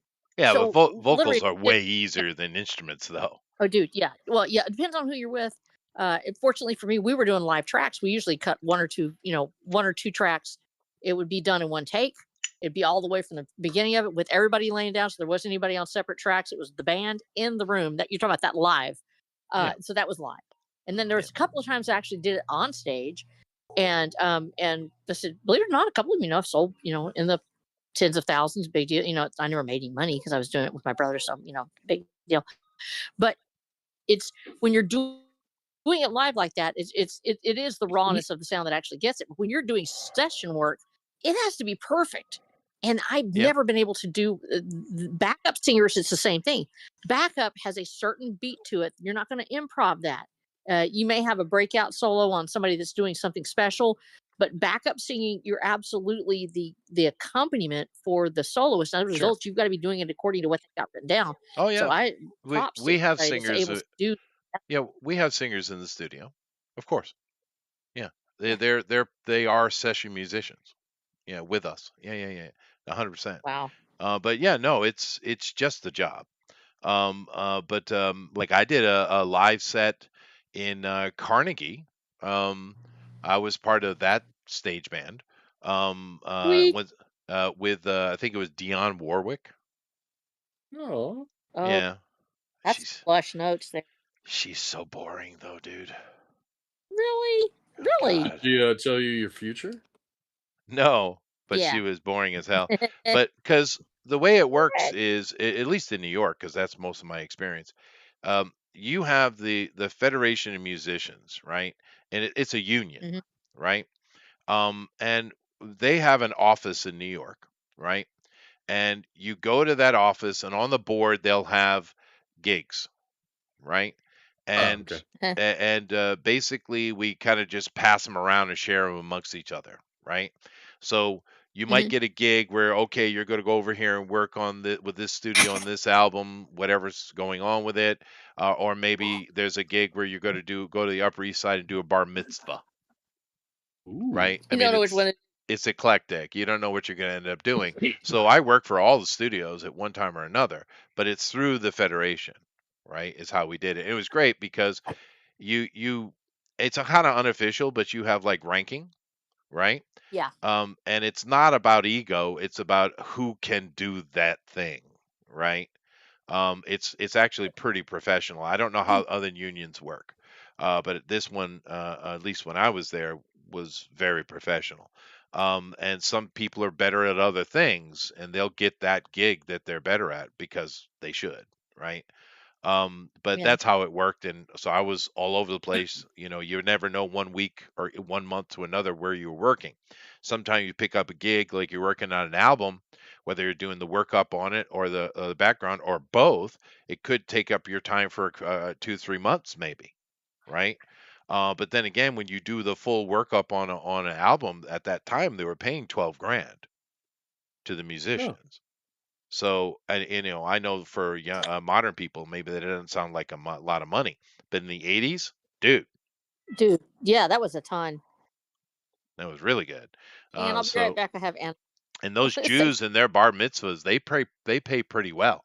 I mean, you're talking about you're doing literally a one night gig, right? One night, and I would easily get 2 or 3 grand just for sitting So down with similar, and playing music for some ugly little pimple faced Jew boy. is it kind of similar to like a wedding court kind of budget for those, or not quite on that No, level? weddings are cheaper. Bar mitzvahs pay. They pay. And Ooh. we would kind of fight over those a little bit. I bet, yeah. No, because that's one night gig, right? Yeah. And for us, these kind of musicians, these session musicians, we don't really care because we're going to be given a book, a playbook, and it's usually by a person who is technically acting like the conductor, but he's just the organizer, really. And Right. they just give us a playbook before. Sometimes we get a day advance, maybe two, and we just do the gig. It's pretty simple. I've been to bar mitzvahs that had pretty big, high-end singers standing in front of us doing their thing. I actually did one gig where I think her name was who's Prince's little girl there, the little drummer singer girl. dang it. A Cuban. Started with I think SH. she's Cuban. She looked Cuban to me.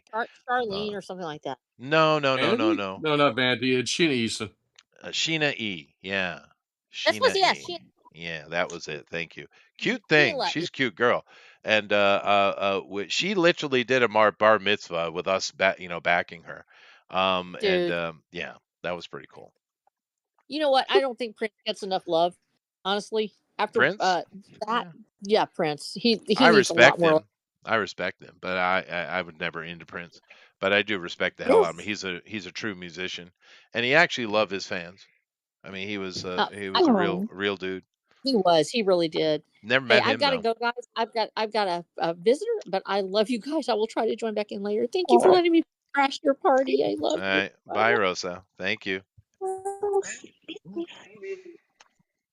But yeah, I'm assuming I'm the only musician in here. Anybody? Well, Anybody That doing would be it? a bad assumption. Yeah, you got Just Kazoo, dude. No, I don't mean like that. I mean, a working musician. oh, No. like a You're recording right. or No, like no, a session? I actually wanted to make money. Oh well, dude, we make pretty good money. Not like the superstars. I mean, it's not millions, but you can make a pretty good living as a session musician, man. No? I mean, back in the I mean, day, I would bring in 100 grand a year. That's not bad. do you think it's helpful having an instrument that's a little less common, or do you think Oh no, the opposite's true. really? Yeah. Hmm. The best instrument to know to make money is guitar. Huh. Drums, then bass, then saxophone and trumpet, and everything else falls off a cliff. Piano, but Piano? yeah, piano's Plays up the in there song. Drawing too. tonight, As who? Huh? Tank.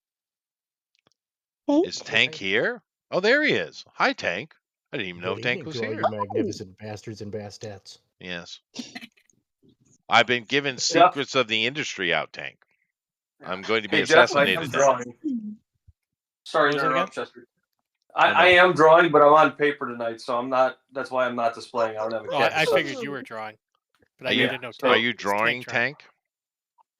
I am, but I'm working, unfortunately. That's why I haven't been around. I've been so busy, but I saw you were live, and I was like, dude, I That's gotta first at of least the stop year, by dude. and say hello. Yeah. Okay.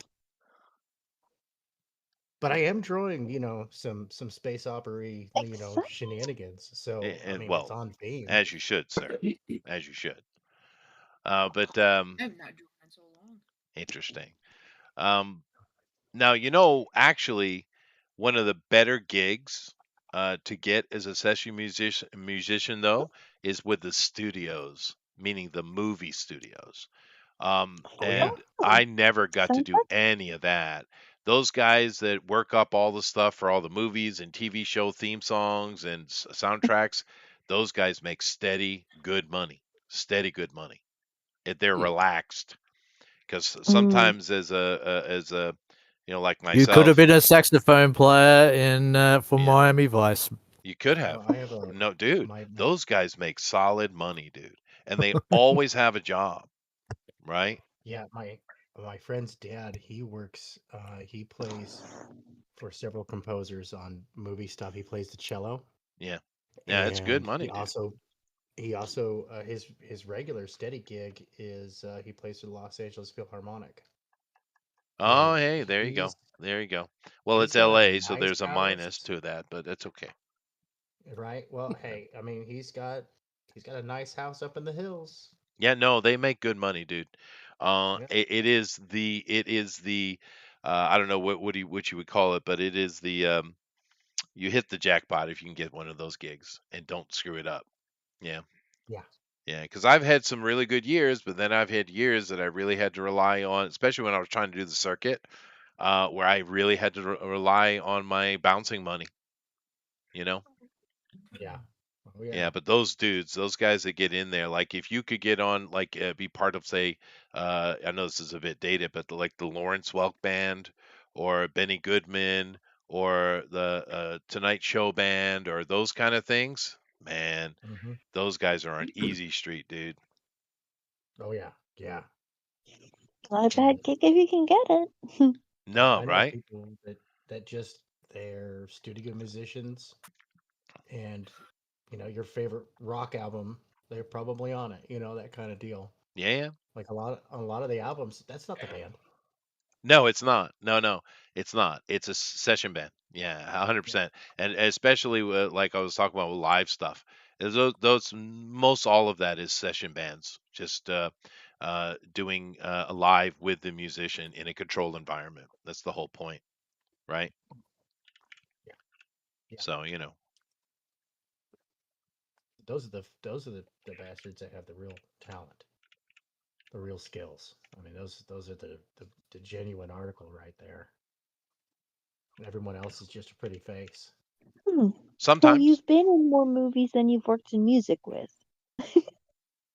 I've been in a few movies, but I'm just way in the background, or Yeah. I never Yeah. got to do any music soundtrack stuff. Like I said, if I could be able to get into that gig, I'd still be there. Seriously. Maybe get a background and then bring your saxophone along and just kind of pad out your part a little. That could work. Yeah. But it is what it is. Mhm. It How do definitely you is. say that in French? They love you. C'est la vie. No. Evie? Zanen in Japanese.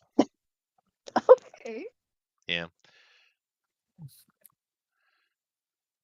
Now, when I was young, I did meet. I've met a couple of those dudes in those positions. And just from doing stuff, I ended up filling the spot because Tower Power's saxophone player, just in the brass section, right? He broke his leg, and they had auditions, and I got that, and I did a 6-month tour with Tower Power.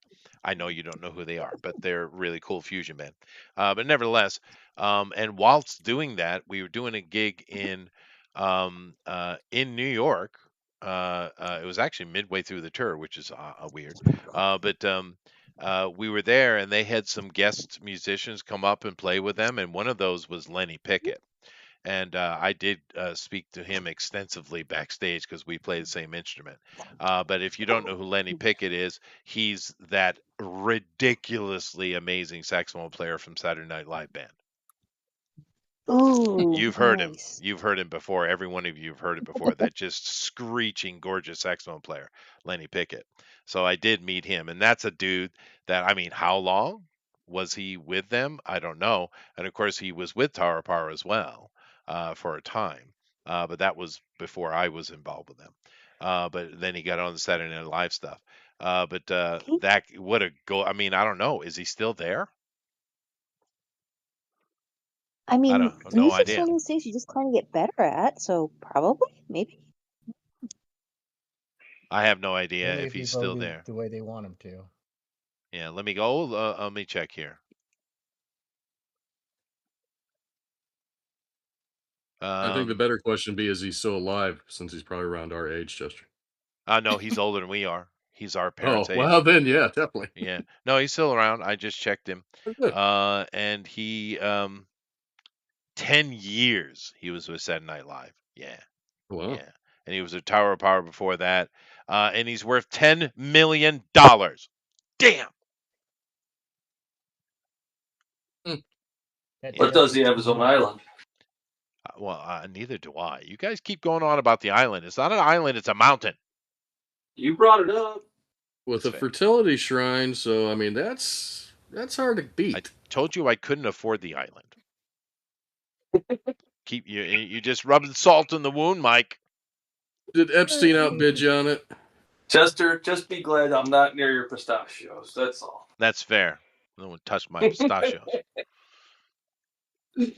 Yeah, but that was one of my kind of nerdy fan moments. I don't have much of those and many of those in my life. But meeting Lenny Pickett was pretty cool, dude. Because that guy is an outrageously good saxophone player, man. He's so good. I have to fake half of my stuff that he does just naturally. It's just kind of built in for him, huh? Yeah, well, his because saxophone can do falsetto, right? So can a lot of brass instruments, but it's a different mechanic. Doing a falsetto with a saxophone is a very, very difficult thing to do, and I can do it, but I kind of do it's kind of a fakey version of it, and I just will Mhm. pop in 2 or 3 notes of it so it doesn't last long, and when you hear it, like, oh, that was cool, and then it's gone. I do like that, Right. right? Lenny can just Yeah. stay up there and play all day. He just parks there, huh? He just parks there, and it's like, holy crap, dude. Anyway, Spice things up a little. Well, all right. that was really cool to meet him. Have you guys ever met anyone that you were excited to meet? Hmm. For me, it was Jim Lee. Well, uh, Oh, Me, it that's was cool. Stanley. Stanley. Oh, that's even cooler. yep. Yeah, I miss getting to see him, but my brother got me an autograph for him. Oh, that's neat. Yeah, that is neat. How about It's you? it's on a Wonder Woman book too. It's the Stanley Reimagines DC. He got him to sign the Wonder Woman book he did. Really? That's Yeah. cool. That is interesting. That actually might make it worth a little bit more money. I'll never give that up. No, nor should you. What were you saying, Amy? I think probably like of artists that I knew of their work before I got to know them, like everybody here, just as friends. Probably Stan Sakai. I got to meet him at MegaCon, and he's a really sweet guy. Very cool. Yeah. I mean, some people are just fanish in their nature, and that's fine. They're enjoying themselves. But most people aren't so much that way. But I think everyone's got at least one person that they'd be really excited to meet, right?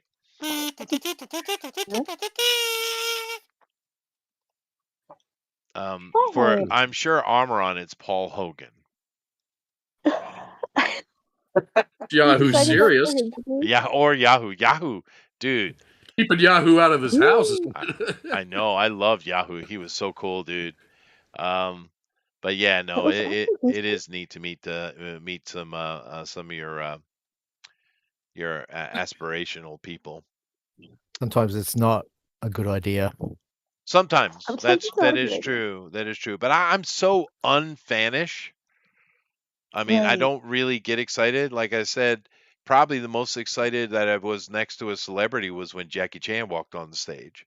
And of course, I never spoke to him or anything. He's just up in front, and we're doing little stinger type things as they come on and playing softly in the back. But I was still like, ooh, that's kind of cool. Jackie Chan's right there, you know. But for mostly, I don't care. But for me, Right. meeting Lenny Pickett was a big deal. I was very happy to meet him. Well, and I mean, he plays your Oh, being instrument on Mike too, Miller's so that's show, gotta be that was a cool. highlight of my career right there. Oh yeah, and the hate that came after. Yes, Come on, the hate's to be expected. that's true. That's true. Yeah. He is competitive, old Mike. Anyway, let's Yeah. take a look at this art and get over here. And of course, Buck Rogers, a great musical theme. That's why it ties in. But let's see here. We got Amy. Now, Amy has done her standard style. You know Amy when you see it. And we have old Buck being instantly enamored by the princess, as he should be because she's gorgeous. It's such pretty art. I love the style from like the early comics. It's just so neat. Yeah, yeah. The And designs are a lot of fun too. yeah, and the princess, in the early days was not as much, but in the TV show, they were. It's almost like they were going for a Ming the Merciless kind of take with her, Mm. because she is brutal and mean, but she loves Buck though. And why Aw. not? Gil Gerard was just a hunk of man. Yes, that he was. He was. Well, there you Wasn't he in go. Playgirl once? I wouldn't know that. Probably. I couldn't even get the title of the one of the 2 porn magazines I've seen in my life correct. So why would I know? Yeah, you messed that up. You're I right. Okay. did. Yeah. Yeah. I don't know if I've ever actually seen a Penthouse. I know I've seen a Playboy though. I know I have. And obviously Hustler. I didn't know it was that. But nevertheless, this is cute. I like Oh, it. yeah. It's a lot of Yes. fun. And you have a very youthful Buck.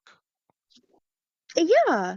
I guess a little hard to read some of the early books, like what age he was supposed to kind of start off in that, but I think he was like he had enlisted not too long ago, so he couldn't have been very old, I suppose. Buck was kind of always presented as a bit more seasoned, actually. You think so? He had seen combat and he had seen stuff, and I know I'm probably confusing the two, but I'm pretty sure he was wounded. Or that could be John Carter. I'm pretty sure he was wounded, and when he crawled into the cave, and then the gases got him. But pretty sure. But no, he was always presented as a little bit more seasoned. That's why they hired Gil Gerard. He's not a young guy, right? But he was still in the peak of virility, though. So not young, but not Could be a old. good action hero. I mean, what was Gil? What was he, 40 when he did that? Late 30s? No idea. Late 30s. Good question. Yeah. But yeah. But it doesn't matter. It's great. It's cute. I love it. Jeff, give a verdict. Yeah. I like it. Yeah, it's cute. Hey. And you definitely I will. captured it because those two they should not like each other. She's evil Yeah. and he's the hero. Oh, But it's kind of the Batman thing, right? But yet they clearly had chemistry. And that was the great thing about season 1. Gil Gerard and I forget her name of. I just said it and I forgot it. But Princess. the princess, they had great chemistry. Nice. Instantly worked really, really well. That is the thing about live action. You got to get actors that just kind of click together. You do. And unfortunately, they force it way too much. And it's not just male-female chemistry; it's also male-male, female-female chemistry. Absolutely. They just don't click sometimes. Like a good example, I think, is Bill and Ted, that absolutely moronically stupid movie that became freaking really cult feel that. classic. But those two guys, Keanu Reeves. Can you imagine the No. movie if it didn't have Keanu Reeves, but it had Pauly Shore playing? No, go to hell.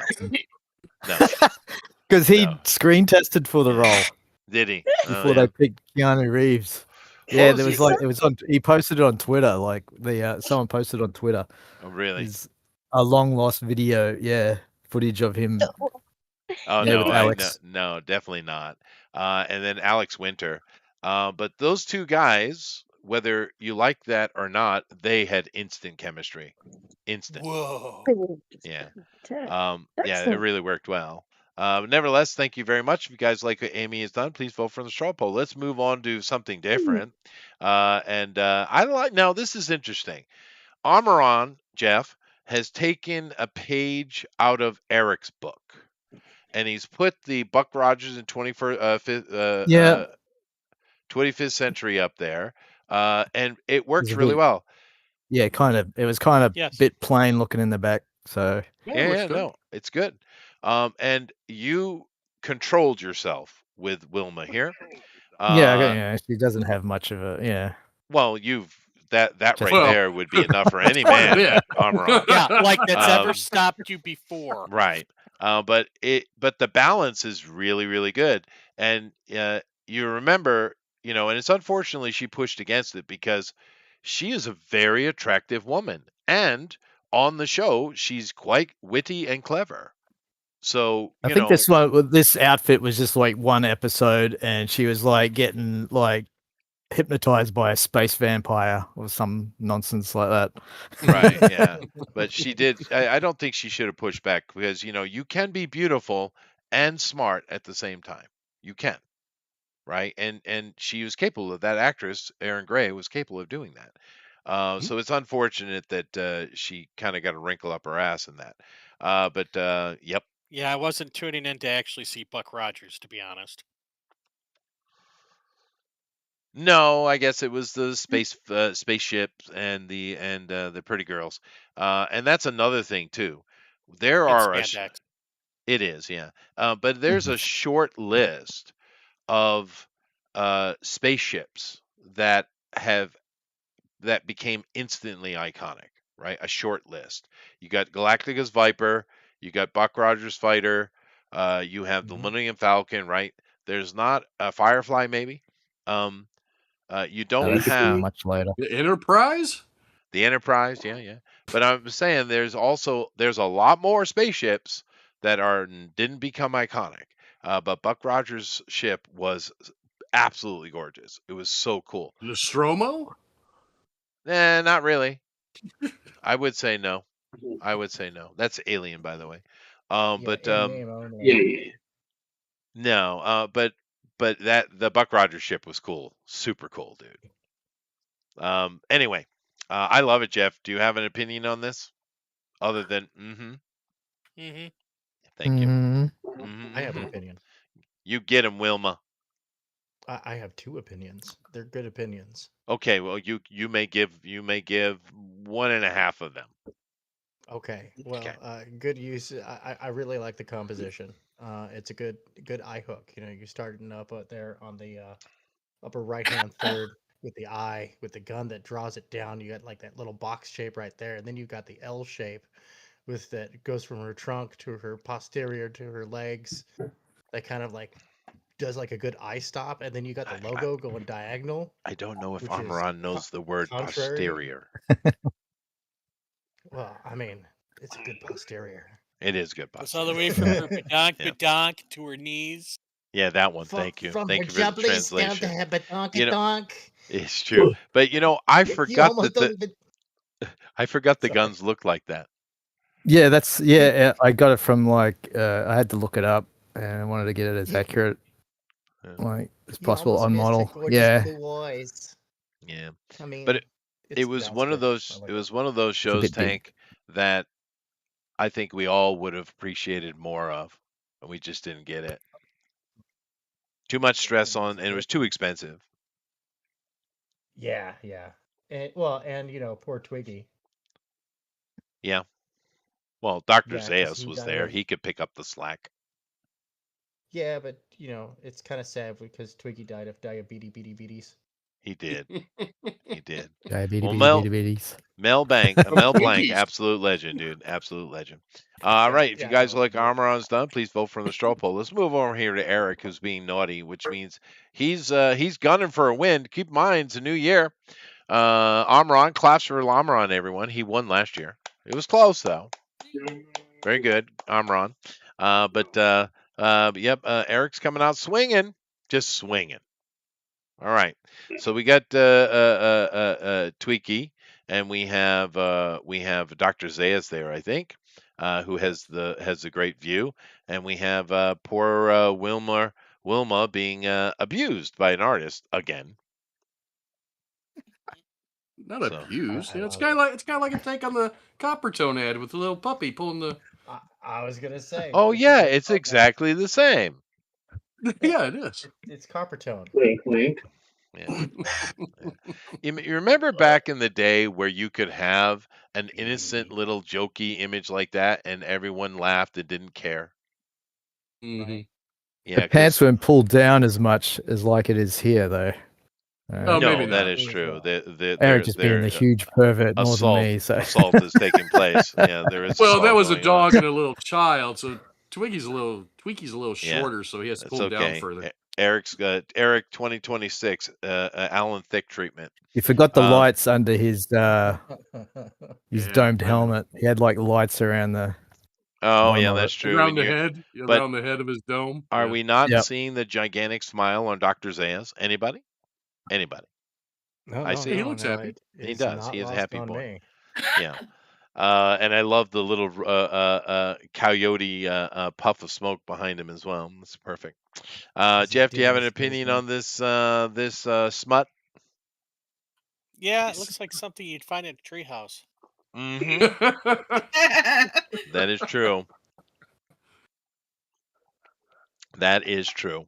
But if you guys like what Eric has done, he's come out swinging this year. So, if you like it, vote for it. Let's move on here. And we got Kima. Nice to see you, Kima. Been a while. Yeah. This is great. Once again, everyone's kind of taking a little bit of Eric's book and putting some wordage behind. It's great. Duck Dodgers here with Daffy Duck and that great now, keep in mind, this parody of Buck Rogers is before the TV show. This is Yep. this is from the classic Buck Rogers that Looney Tunes did. Now I know about Mel Blanc did Bugs Bunny. Did he do Daffy as well? Oh, probably. He did many Probably. voices. Yeah. But this is wonderful. I love it. He's bursting out of the logo there as he would.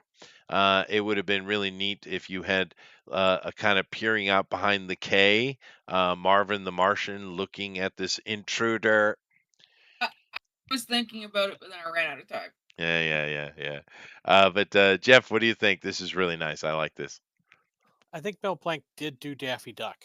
Yeah. I wouldn't be surprised. Yeah.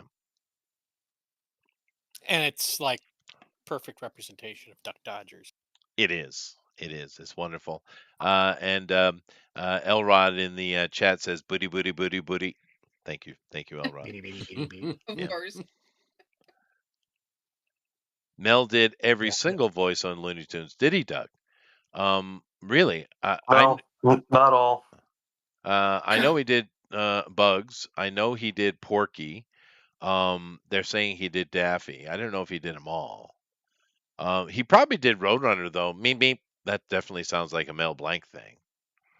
But yeah, the dude is freaking iconic. He was iconic in the 40s, dude, already. Yeah. So, Mel Blanc, an amazing American treasure. Nevertheless, thank you guys very much. If you like what Kima has done, please vote for the straw poll. Although from what I'm reading, the guy who did Daffy Duck the most was Joe Alasky. Okay. But Mel did some. All right, good. Let me see. Melissa was displaying. Now she's not. Did you minimize your screen? Oh, there you go. Okay, yeah, you minimized it. Come back Okay, up. there you Okay. go. Oh, I wow. love it. No, look at that.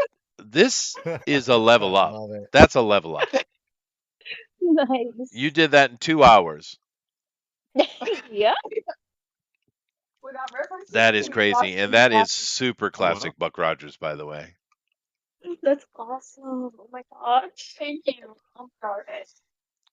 Nice. I didn't think that's where it's space laser duel, Well, you should have. but you should have. And I couldn't look references about halfway through, so I just went with my unadulterated imagination. Yep. It was Sure. fun. No, it's just Yeah. fine. You could easily see something like this in the old Buck comics. And I love he got the jetpack and everything's moving and jumping around. It's really cool. What do you think, Jeff? Makes me want to go pew pew pew pew pew pew pew pew pew. It does. It does. Very nice. And maybe what Doug was saying about Mel Blanc is maybe throughout time he did all of them. Maybe there, but he didn't do like with Daffy. He didn't do it all the time, right? I don't know. But very cool. No, Thank you well, very much. He did the first appearance, and then it sounds like a bunch of actors did the voice later on, and then much later on he returned to voice Daffy. Did again. he? Oh, okay. Yeah, the guy had a crazy long career. It's so impressive. There's an old TV show that I see clips on YouTube. I'd seen it in syndication too, but it was I forget the name of it. It was old black and white show, really old, where they would have people who had interesting jobs come on, and a bunch of celebrities would ask questions of them of what they do, right, and try to figure out what they do as a job, or try to figure out who they are. And What's my line? what's my line? Is that what it's called? Yeah, I Yeah. think that's what the show was. Yeah. And of course, everyone knew Mel, but no one knew what he looked like, right? Oh, funny. And he was on that show, and in the end, he just introduced himself by doing Bugs, I think, and everybody instantly was like, "Oh my God!" Right? So even back then, early 40s, or maybe even late 30s. No, I don't know. It might have been late 30s. I don't know when that show was. It was super old. He was already legend. Nevertheless, Jeff, you got a comment here for Melissa? I already did. Oh, sweet. You like it? Vote for it. It's really good. Good job, honey. I like it. It's very nice. Very nice. Let's go over and see what Tank Ferret is doing. Hello, Tank. Hey, what's up, man? How you doing? I'm Hold on, doing. let me pan across. So I'm crunching deadlines. I'm gonna be working all night. I gotta get this stuff done by the morning. So let me Oh, that looks my super cool though. It does. so It's if I not Buck zoom Rogers out, though, but it is spacey. yeah, yeah. That's awesome. The So Neon yeah, I'm working. Revenant. Oh, it's No, beautiful. this is for a tabletop game, a board game I'm making. Oh, nice. So this is the artwork for the interior, and I'm just kind of putting together. I'm going for that old school tabletop role playing game vibe, like the Sure. late '70s, early '80s stuff, right? Castle and Crusaders comes to mind immediately.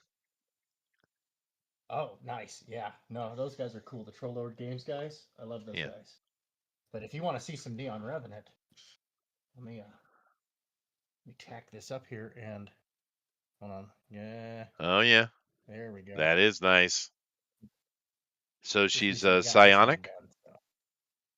No, she I gotta fix some of this in post to make it look better. But she's getting shredded by these bullets. You can't kill what's already dead. She's a revenant. She's just an undead. I see. It's a good looking character though. Yeah, She's beefy girl. What do you guys call that? What's the modern she term? is. Muscle Muscle. mama, I guess. She's a Mhm. mom. She's a muscle mommy. Yeah, I don't. Oh, Thick. literally. She's thick. Yeah. Jeff, I miss so much of the modern lingo, but then when I hear it, I'm kind of glad I did because it's like, ew. Right. Can't blame you. You know, we Uh, used to have so much better slang We in the did. old days. We did. We yeah, did. it's true. And I used to Gag have me to with the walk 10 spoon, miles to school bogus. through the snow. Grody. Yeah. Which isn't true at all. I rode a bus a lot. But yeah, I get the joke. Very nice though. You're doing a little bit of Wilma getting to work here. Ooh, let me see. Let me see. Who are you showing? I'm showing you. Oh, me? What are Oh, you yeah, sketching here? no. So,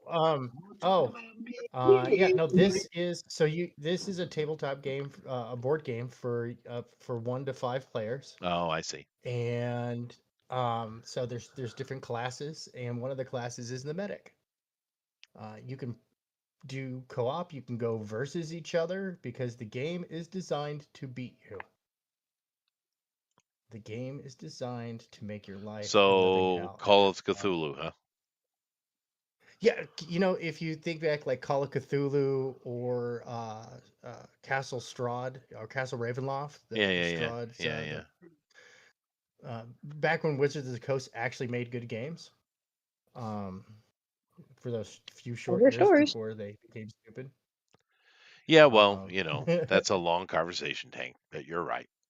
But yeah, nice to see you yeah. though, dude. Beginning of the year, keep working on it, man.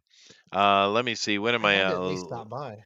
Yeah, no, thank you. Now, Kima is showing a piece of art here that is freaking stellar, dude. What is this, Yeah, Kima? Another Kima. I have not really Cool. drawn in a while, so this was kind of like a warm-up piece.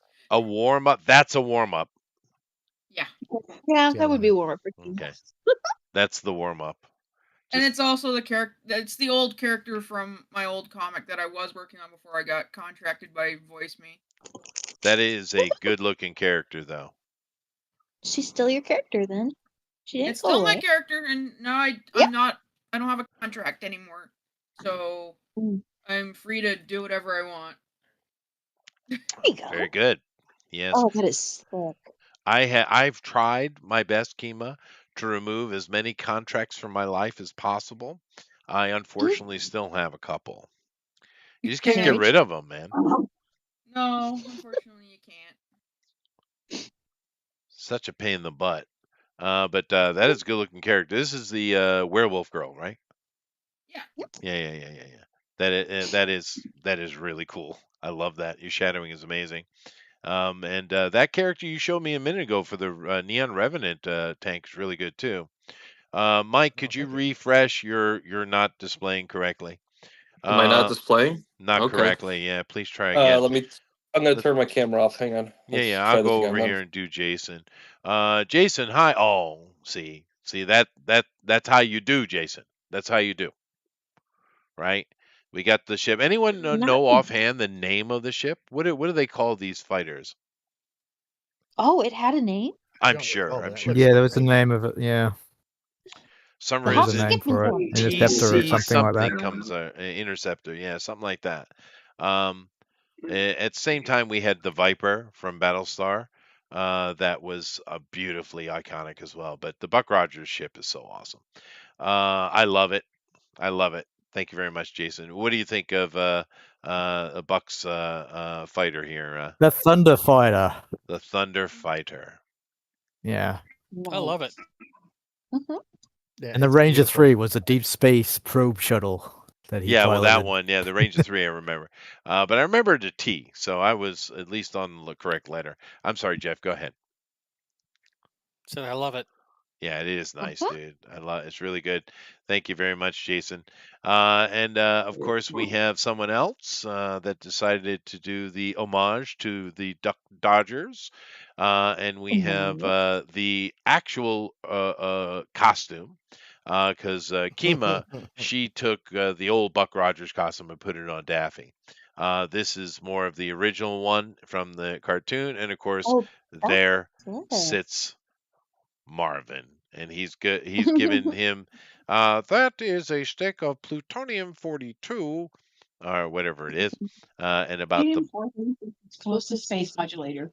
yes, that's true. Actually, yes. So I went and I rewatched the So first where's the kaboom? Duck Dodgers episode earlier today, Hmm. and what is on Marvin's floating platform is a can of Barbasol because Daffy Yeah, is sent to Planet X to get. Hold on, I got to check my notes.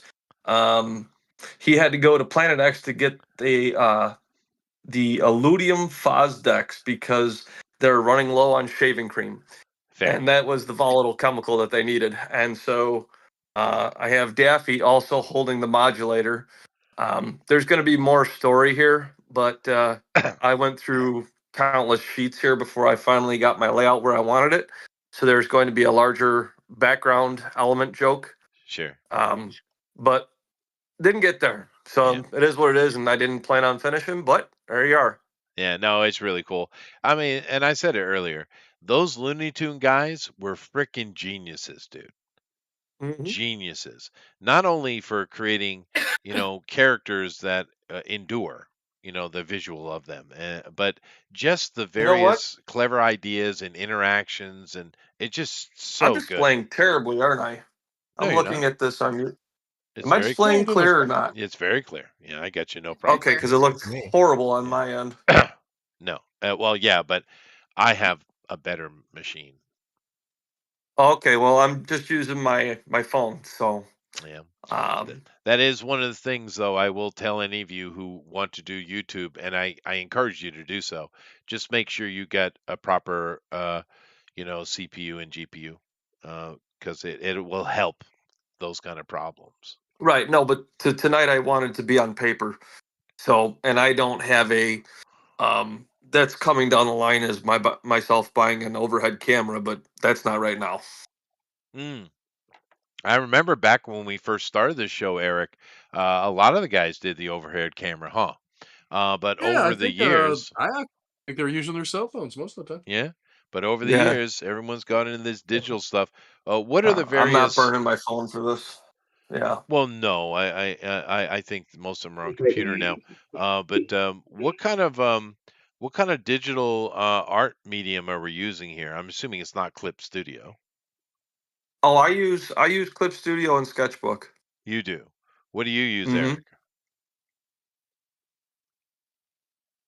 Okay, he's having a cigarette. Amron, I what do you think he's in use? Photoshop, if I'm not mistaken. Yeah, just Clip Studio. So you are using Clip Studio. Girls, what do you use?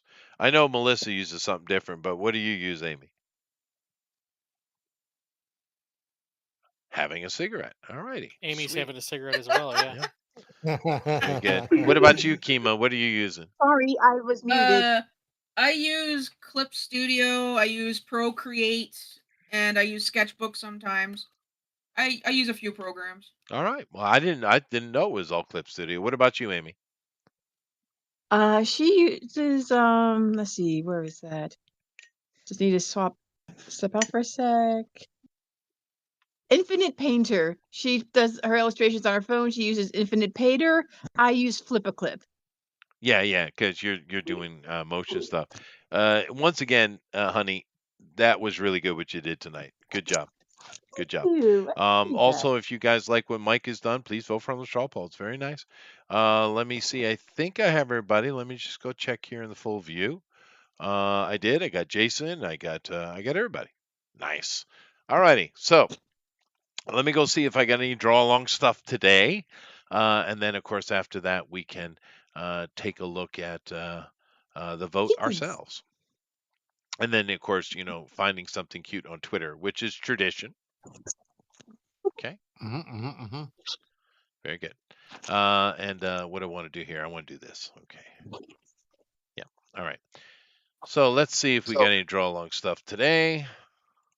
Okay. Thank you. Pain in my butt. All right. Computers, man. All righty. Remember, man, if at first you don't succeed, just get a bigger hammer. That is true. The bigger hammers are always very useful. All right, so Jason Gonzalez definitely threw something up for us, and of course, I think a lot of us call him Twiggy, but I think his name is Tweaky. Wiki, yeah. Yeah, That's it. Tweaky. I think it is. Beady, beady, beady, beady. That was pretty good. Beat. Yeah. But of course, an essential character in the show, particularly season 2. Whoa, Buck. You did a good job. It's surprising because you're usually such a buffoon. Beat. Goodness gracious. Nice. I like it. Good job. Yeah. I really preferred season 1. I could have had a decade Season of 1 that. was where it was at. Yeah, I like season 1. Agreed. Well, some people prefer season 2, and it's fair, but not myself. Let's see here. We also have something from JD. Hello, JD. Happy New Year to you, Jason, and to you, JD. He said, Cool. here's my draw along, and also I'll be back eventually. Just going to take a while to get back into the groove, cake guys. All right. Very That's really good. nice. It's an old classic Buck Rodgers. Very nice, JD. Thank you. Yeah, buddy. Elrod He's got is the space spin. well, Elrod is showing off his toy muscles. He's flexing on us None. as usual. Well, his collection of toys is kind of crazy. Oh, look, it's Hawk's plane. Very nice. Look at that. Well, of Ooh. course, Elrod has bubblegum machines in his house. Of course he does. That's awesome. He just took them here. Oh wait, those Yeah, are turns out they're not Those are bubblegum chiclets. machines. chiclets? Yeah, Yeah, chiclets. yeah. The bubblegum's on the other side. Chiclettes. Chiclets. That's Nice. awesome.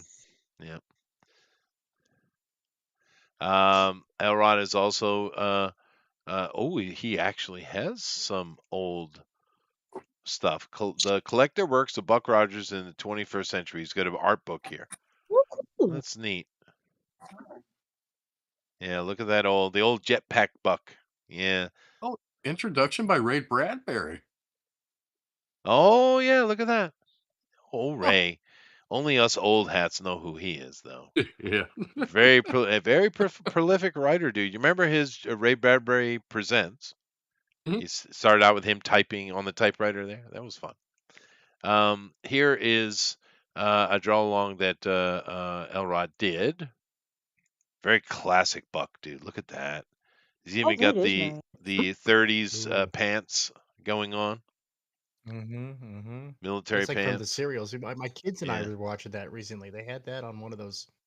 Yeah, the series really is either perfect like for Tubi or Pluto. They have the old Buck Rogers serials. That is cool. Yeah. Look at that. Wow. Hawks flying. And we got He Wilma. killed Dr. Zaius. He did. And don't ask questions. This is Wilma, but this is clearly season 2. Gone is the spandex. They cover all the important bits. Nevertheless, it's great. Thank you very much, Elrod.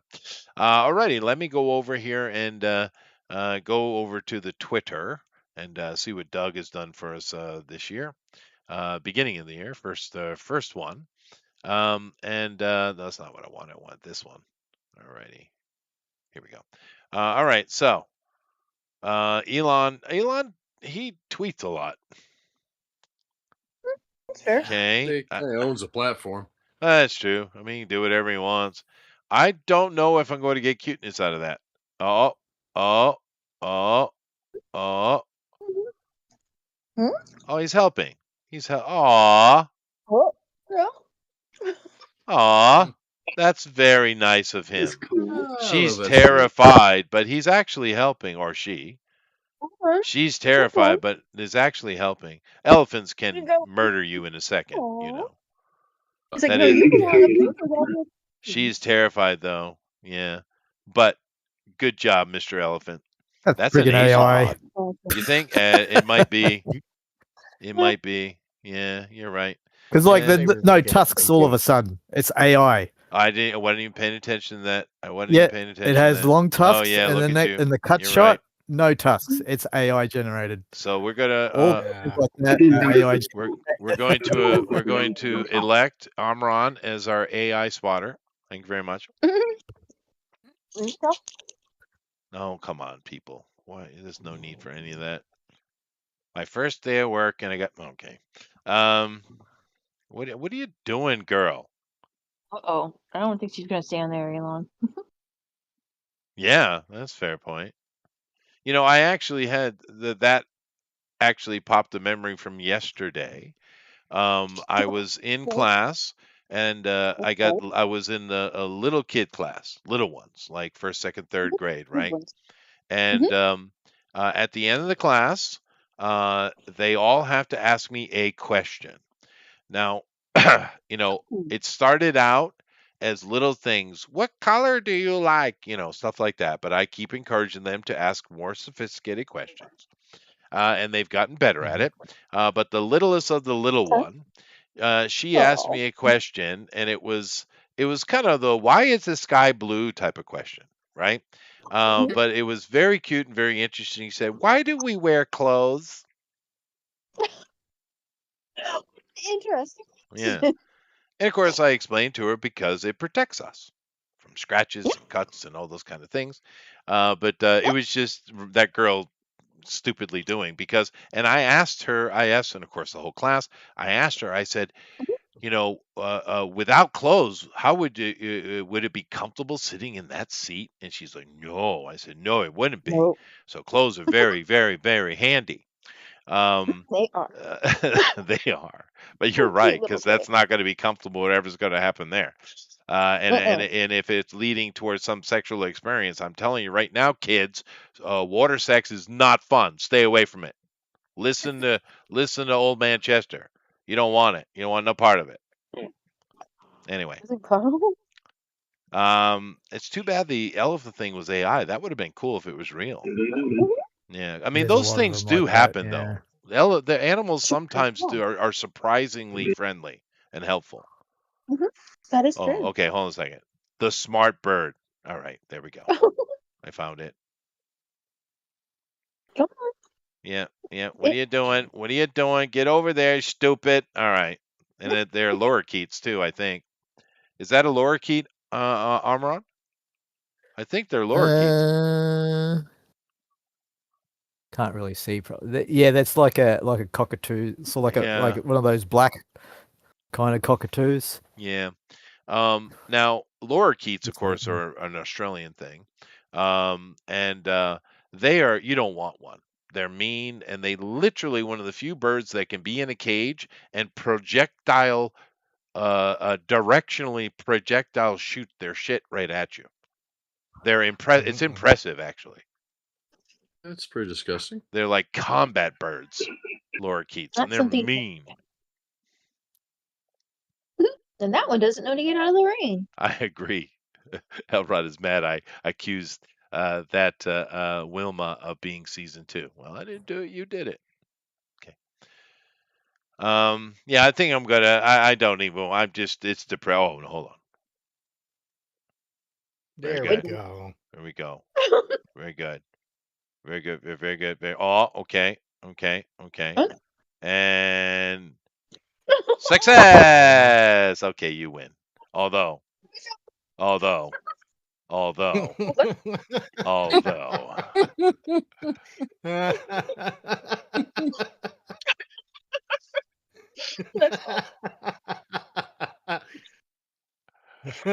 Goodness gracious. That's There you go. We won. We're done. Get him, JD. Get him, JD. Alrighty. I love that Now, he dressed like that for Halloween. yeah, no, that it's me was too. awesome. I mean, this is one thing that the lefties don't get.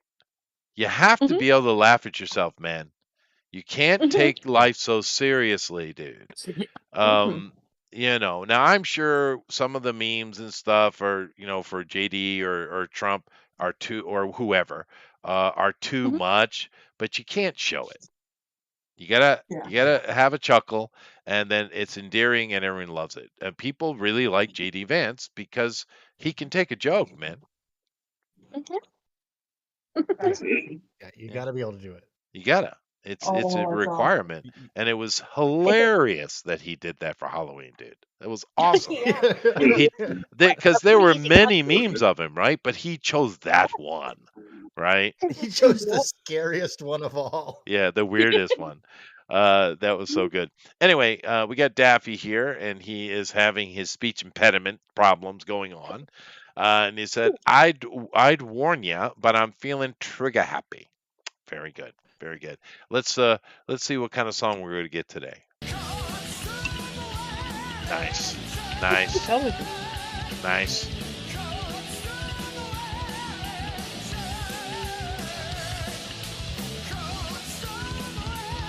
I love that Doug always gives me my heavy metal dose. I can always trust Doug. Yep. Very nice. So, who have you given us today?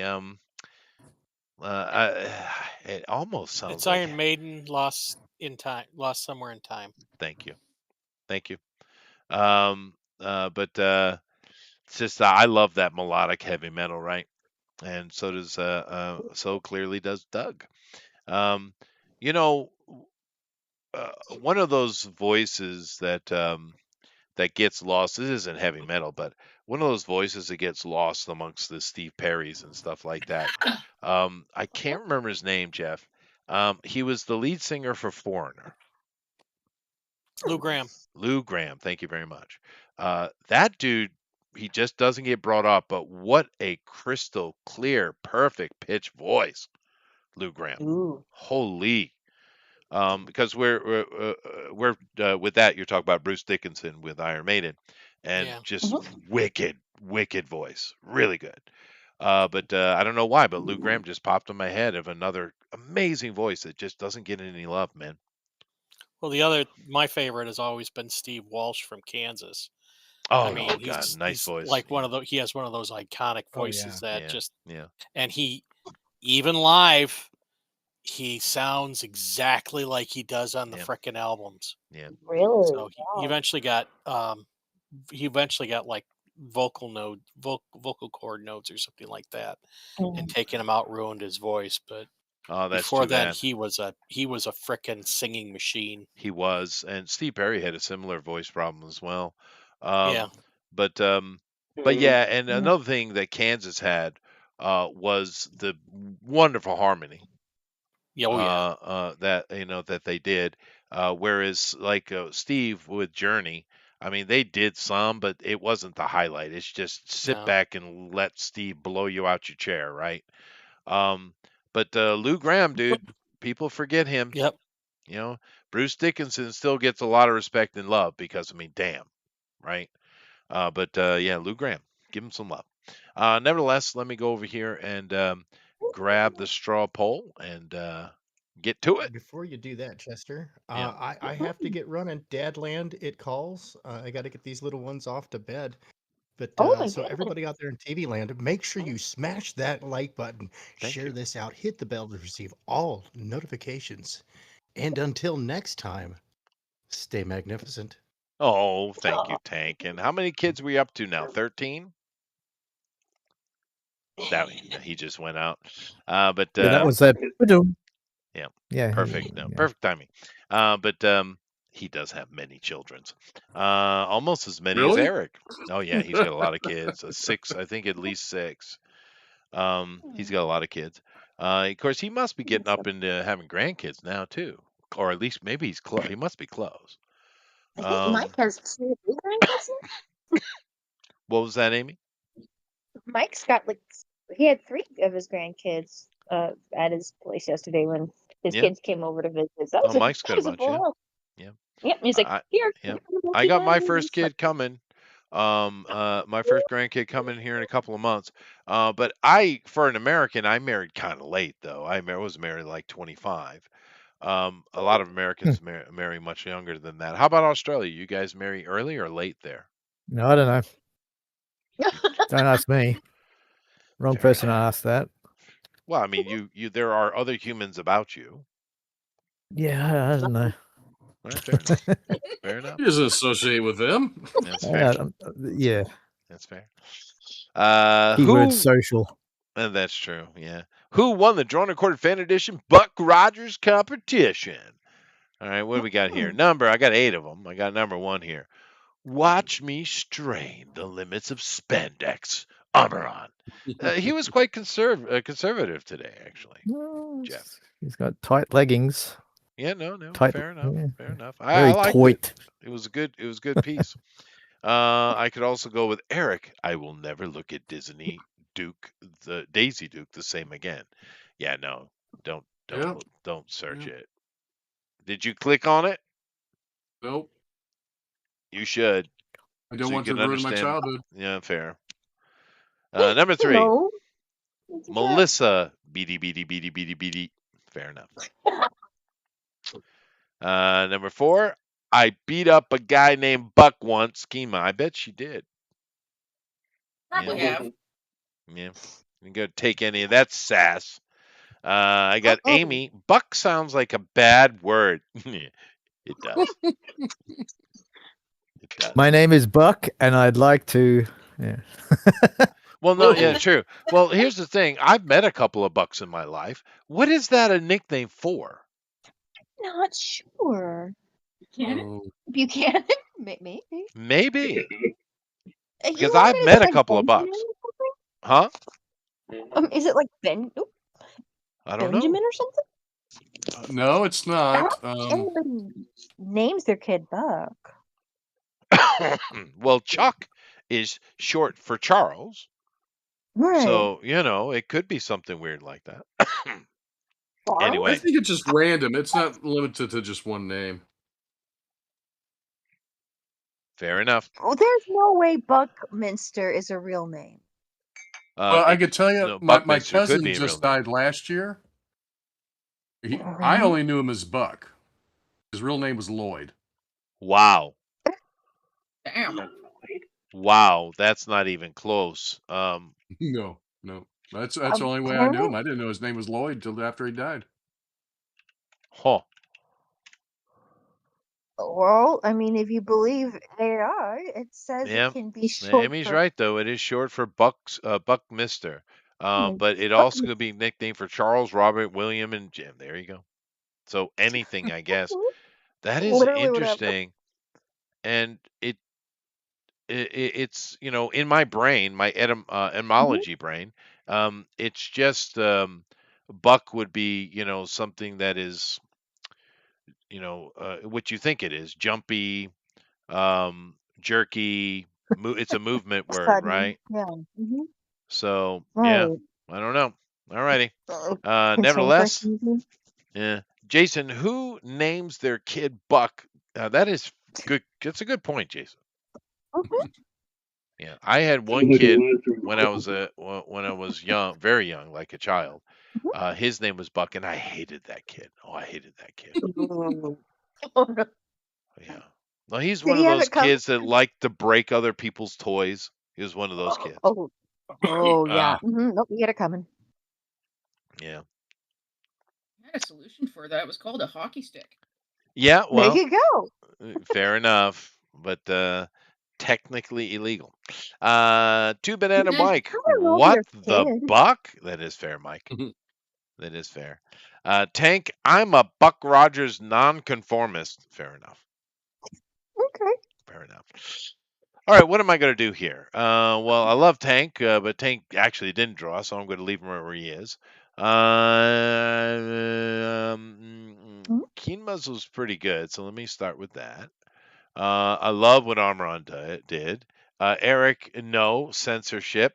Okay. Oh, you bucker. Thank you. Thank you. Thank you. Yeah, that's what I'm doing right there. I'm done. You were censored, sir. That hurt me. Hurt me bad, Jeff. I doubt it. Did it do anything? It did. There's a That's subtlety hilarious. when you're doing the smut, Eric. Yeah, there is a You subtlety learn to this. it. Yeah. You censored.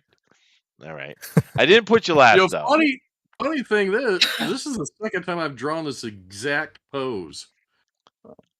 Probably is. I did it with Dorothy. Yeah, but the and pants were a Zombie little bit Munchkin, further too. down, dude. And Yeah. for me, it's Dr. Zayas. It's too much. Okay. You're still in third, though. Although Keen was really cool. Yeah, it's just the first show, dude. First show. And, of course, I'm starting out with 0 points, and I'm sure Jeff's already earned 100. I'm sure. Oh, give Jeff 100. Okay, hold on. Yeah, there we go. So Jeff is winning the year so far. Good job, Jeff. We'll get Jeff 100 points here. Leading out I work it hard at my kazooing. You do, sir.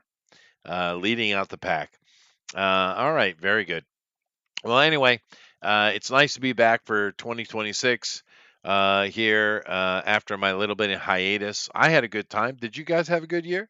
A good New Year? Yeah. Yeah, that's nice to hear. Yeah, I was crazy busy moving around a lot, but it was fun moving. So, That's good. Yeah. And I've got to the age that I can actually sleep on the airplane. When I was younger, I couldn't do it. Do you have do the seats have a little more leg room like over there, or do you just manage to? I'm good and just. Oh yeah, just move yourself up to business class and you're good. Yeah. No problem. Oh, okay. Yeah, that does it. Yeah. Well, like I said before, if you've never tried first class, go ahead and try it once in your life. If it's expensive, but honestly, it's not worth the money. It's just not. But the business is better. Yeah, business is the sweet spot. Yeah. But like I said, if you've never done first class and you have the funds to do it, go ahead and give it a try. Why not? But honestly, just do business. But yeah, no problem. I never was able to sleep on the plane, but I can now. So that helped a lot because that's a long flight. But yeah, I had a good time, and I'm glad everybody else did as well. And I have very positive feelings about this year. I don't know why, but I feel like this is going to be a good year.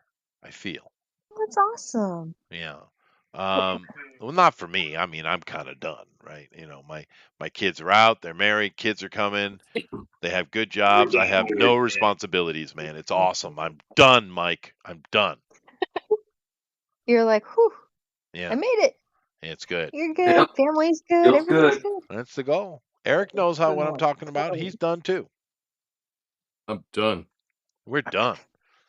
Relax. We accomplished goals. Yep. Yay. It's nice, huh? It is. Now if I just retire. I should have retired. I could have retired years ago. I just stupid.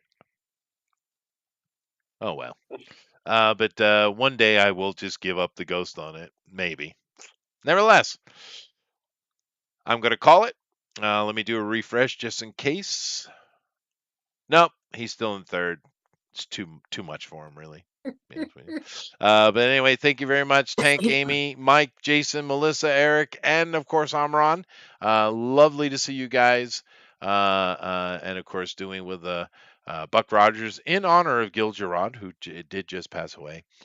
So thank you all very much. But today's winner, and fair enough, it was a really nice piece, Keenma. Very nice. Claps for everybody. Very good. So you just come in, Kima, and just dust these boys right off. I love it. Yeah. Very, very Where nice. did she get? What did you say, Amra? I said, where does she get off? I know. Who does she think she is? Yeah, how dare she? All right, let me see here. All right, let's go over and see what everyone's up to this year. We'll start with Amran. Amran, you're always in first position because we don't have Andrew now.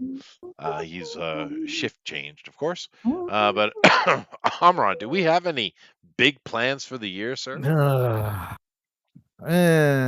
don't know. Okay. Yeah. Okay.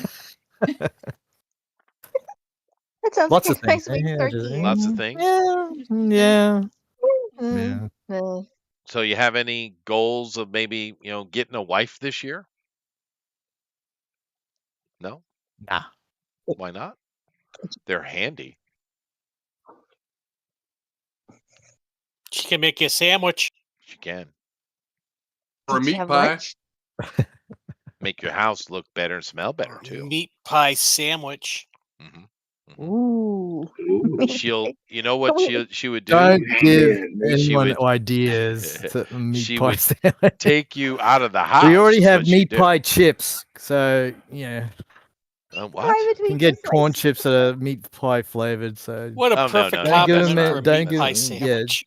Yeah, that's fine. Don't give any So meat ideas. pie That's fine. between two Again, slices of bread Subway or and then something. meat pie chips. That's right. Yeah, I guess. I don't know. I really don't think you should pull on that string too much there, Amy. Isn't that just a sloppy Joe? Oh well, I haven't had sloppy joes in forever, dude. Yeah, we have another sandwich similar to a sloppy Joe here in the Midwest, just north of St. Louis, Is it towards like a Peoria, British Illinois. It's pasty? called a loose meat sandwich. In bread? So it's like pulled pork. We can eat bread, but still here to sin. It's really just a sloppy Joe without the sauce. Huh. Interesting. You know what I found, because I make pulled pork myself, which is anybody can do. It's just about time, right? Yeah. And I found that because in the beginning I was taking the pork, letting it rest, breaking it down, and putting sauce in it. And then I had a thing where I just threw it on the table to cool, and I didn't sauce it. And I was going to go sauce it, but they were already eating, so I sat down and ate, and I was like, oh, it's better without the sauce. Really? Yeah. Yeah, because the meat comes through. The sauce overpowers it, kills it, right? Right. The juicy, long, slow and long cooked pork. It's good stuff, man. Anyway, thank you, Amran. How about you, Kima? You got any big plans for the year? No. Okay. All right. I was just a little bit more elaborate with my no. You were. I don't know what it is with these foreigners, guys. I don't know. I guess Americans are just more chatty. It's called I'm working at a grocery store and killing my back every day. Oh, I see. Are you doing stock? I work in produce. Oh, I see. As I always have. Yeah, it's like with me. I always work the petrol station. Sure. Yeah, doing that just to pay the bills. Sure. No, I get it. I run someone over with a pallet truck the other day. Oh, nice. That's nice. I have done both of those jobs in my youth. I worked in a grocery store. I was a bagger though. And I worked in a petrol station several times. I even had a job where I delivered fuel to the gas station. Oh, that's interesting. What grosses me out is I've been with this company for 20 years. Yeah. Same. You're basically me. Like you're a Canadian version of me. Yeah. So Does it pay the bills? Not really. Huh. I'm doing all right. That must be nice. Fair enough. Yeah, no, that would be my motivation, because I'm a type of person that always needs a female next to me, and they require payment. You poor thing. I know. Well, you don't have to get hookers all the time, Justin. Well, they would be cheaper. What are you talking about? You said they require payment. That would be a hooker. That is what's called sarcasm, sir. And in truth, I think I would change that to Oh, I'm sorry, satire. sex workers. Oh, sex yes. workers is the proper Dude, he term had now. to buy the whole island of Malta just for his wife. You know, it's really amazing to me how you guys exaggerate things. All The of whole Malta, island of Malta. half of Turkey.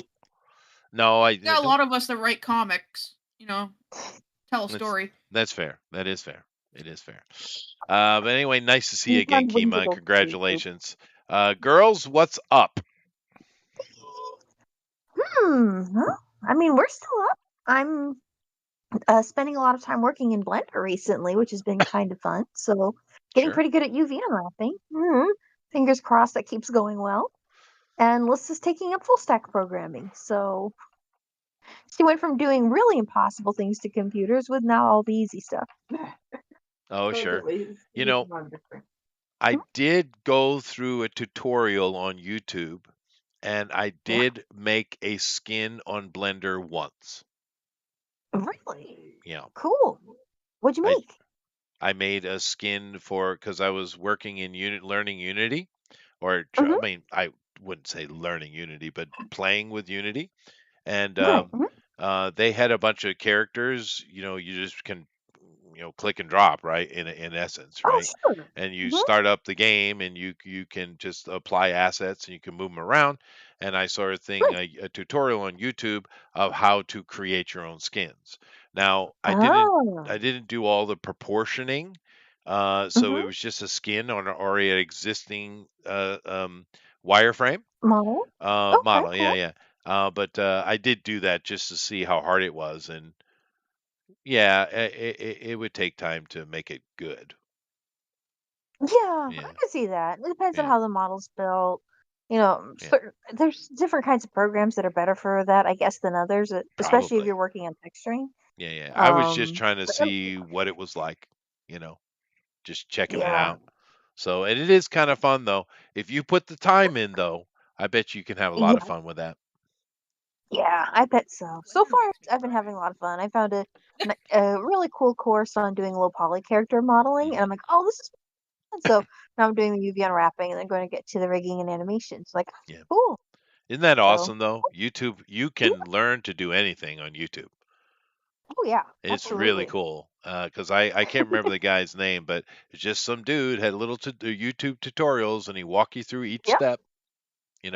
What button to click, what tab to go to, and because the Blender there's a lot going on, a lot. Oof. A whole lot. That is true. Yeah. Yeah, there's not a little, but a lot.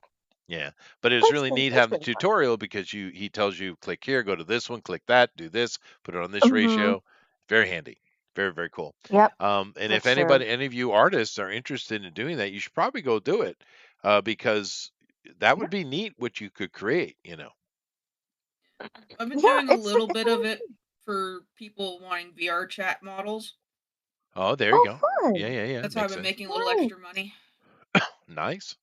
That is nice. Are you doing the 2.5D rigs, or are you doing full models on those, or full models?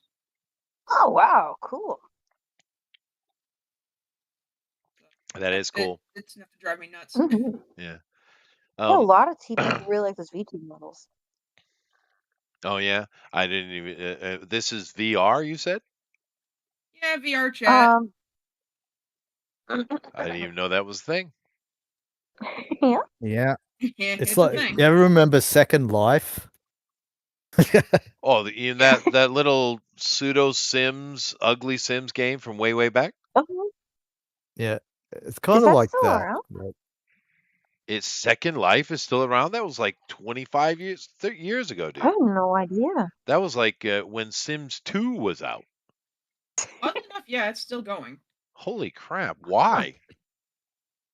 I don't know. People spent millions of dollars People in must fake use real it. estate. They must.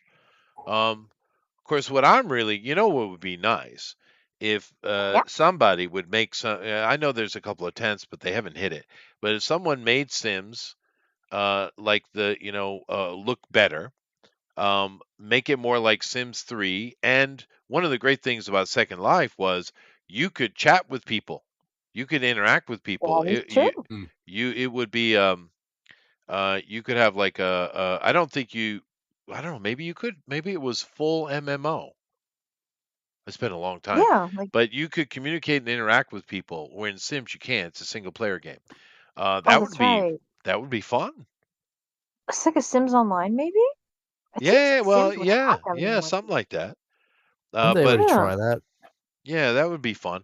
Of course, Second Life, I remember it was ugly, dude. That was very early graphics. It wasn't great. Oh, it was one of the first of its kind. Okay, Yeah. well. But then again, I That do explains see with the Sims, because mostly I love the Sims. I told you guys this before. But mainly what I do is build. Oh, yeah, PlayStation Home. Ah, that you like I online use my Sims-like PC. thing. Yeah.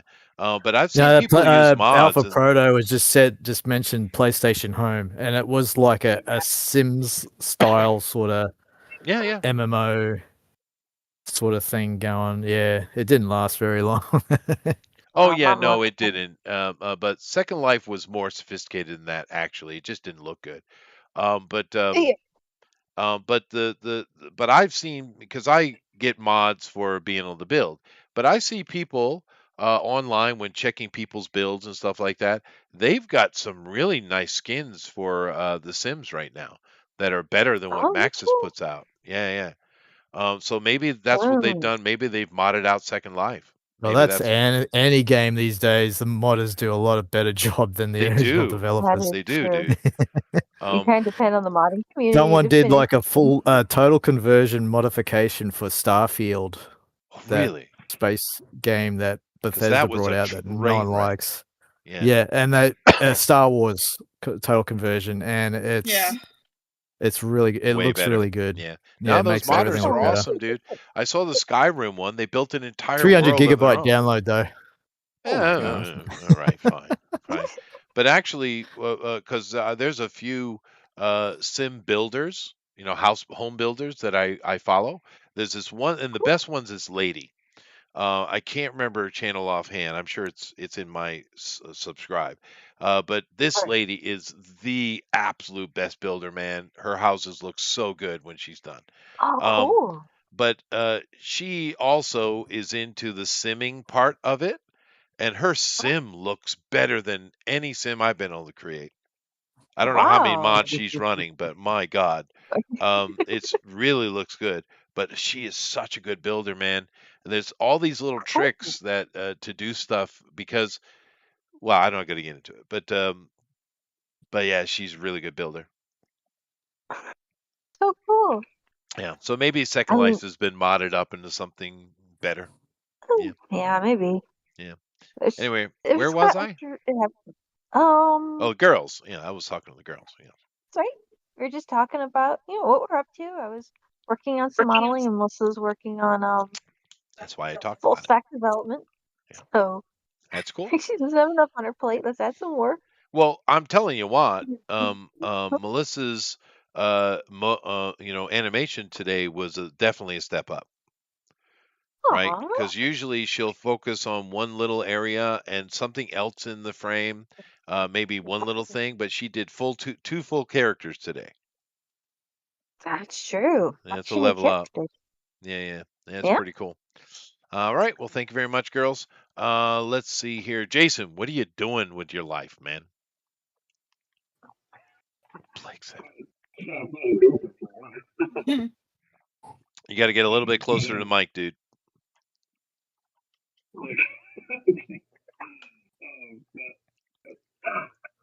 What we're trying to do is mainly we're trying to get more people to see us and look more stuff on Etsy. Yeah. They just made we're just advertising right now. We have a payment sale. Hardly hear him. I can barely hear him. I know. Yeah. Yes, your mic's not the best right now. You can't hear me? That was better. Just get close to the mic. You're not coming through well today for some reason. Usually you don't have any problems. Yeah. Okay. Can you hear me now? Like you're on the phone. Yes, go ahead. Go ahead. All right. So anyway, advertiser Demon Slayer merchandise. I think really cool stuff. You can find that on Rachel page on Instagram. Really, really awesome stuff. Like the advertiser itself is really good. It's really well. Speaking through a PVC tube. Yeah, I know it's hard to hear. I think he's basically just talking about his Etsy store, and Jeff, of course, is on that. I know. Yeah, I don't know what the problem is, Jason. Usually you don't have trouble. We can't make you out. Yeah, sound like the I'm adults wearing from earbuds. Peanuts. Yeah. So let me ask a quick question here to go around the board before I talk to Mike. Um, who who of you are using computers to do this show? Amran, what are you on? How are you accessing us? Oh, just a PC. Okay, PC. Rather Eric. just a. I'm on a PC. Okay, Kima. PC. PC. Girls. Phone. Android. Tablets, I'm guessing. Tablets. And phone. go ahead. It's my Android phone. It's a Note 10. So it's a phone. That's why you guys have so many voice problems. That explains it. Jeff, Well, what do I you? think we had more when I was on my laptop for some reason. It kept picking up all the ambient room, and you're kind of like, maybe stop that. So it doesn't sound great, and it does have a tendency to kind of robot a bit. But Are you using your headphones? nope. That's why. Right, I'm just. Okay. I'm just trying to understand. Jeff, what are you using to get in here? I use my PC and I use my headphones. And that's why he's always clear. Yep. Jason, you're on a phone, huh? Mike, how do you get access to us? Oh, normally I'm on my desktop with my headset, but today I'm using a tablet because I'm on paper. I see. Okay. Well, that explains it. But the PC is better because of the motherboard, right? And headphones are very helpful for focusing your voice as well. But I just just keep that in mind. But because a phone is not going to have the consistency, especially if you're trying to speak and display at the same time because the phones it doesn't have a full motherboard. Because keep in mind, your motherboard in a PC has many aspects to it, and most modern motherboards actually have their own CPU and GPU aspects built into them. Now, of course, you'll also buy a CPU and a GPU, and it depends on what you want to do with it. It doesn't have to be that sophisticated, so it boosts it. But the motherboard is a huge advantage over doing these kind of streaming things over phones. I imagine that won't stay true for long because phones have been leveling up quite consistently. But nevertheless, Mike, what you got? Yes. Well, actually, you know what, Chester? If you go into the Discord, I can show you something that I'll be doing more of. Okay. And you need to go to the Art Gallery tab. Art Gallery. Okay. Let me see and then here. Scroll up. Well, hold on a second. Art Gallery. There it is. I found it. You guys have made it so sophisticated. It'll be the third image from the bottom. All right. Well, I haven't ever looked at this, so I'm years back. Hold on a second.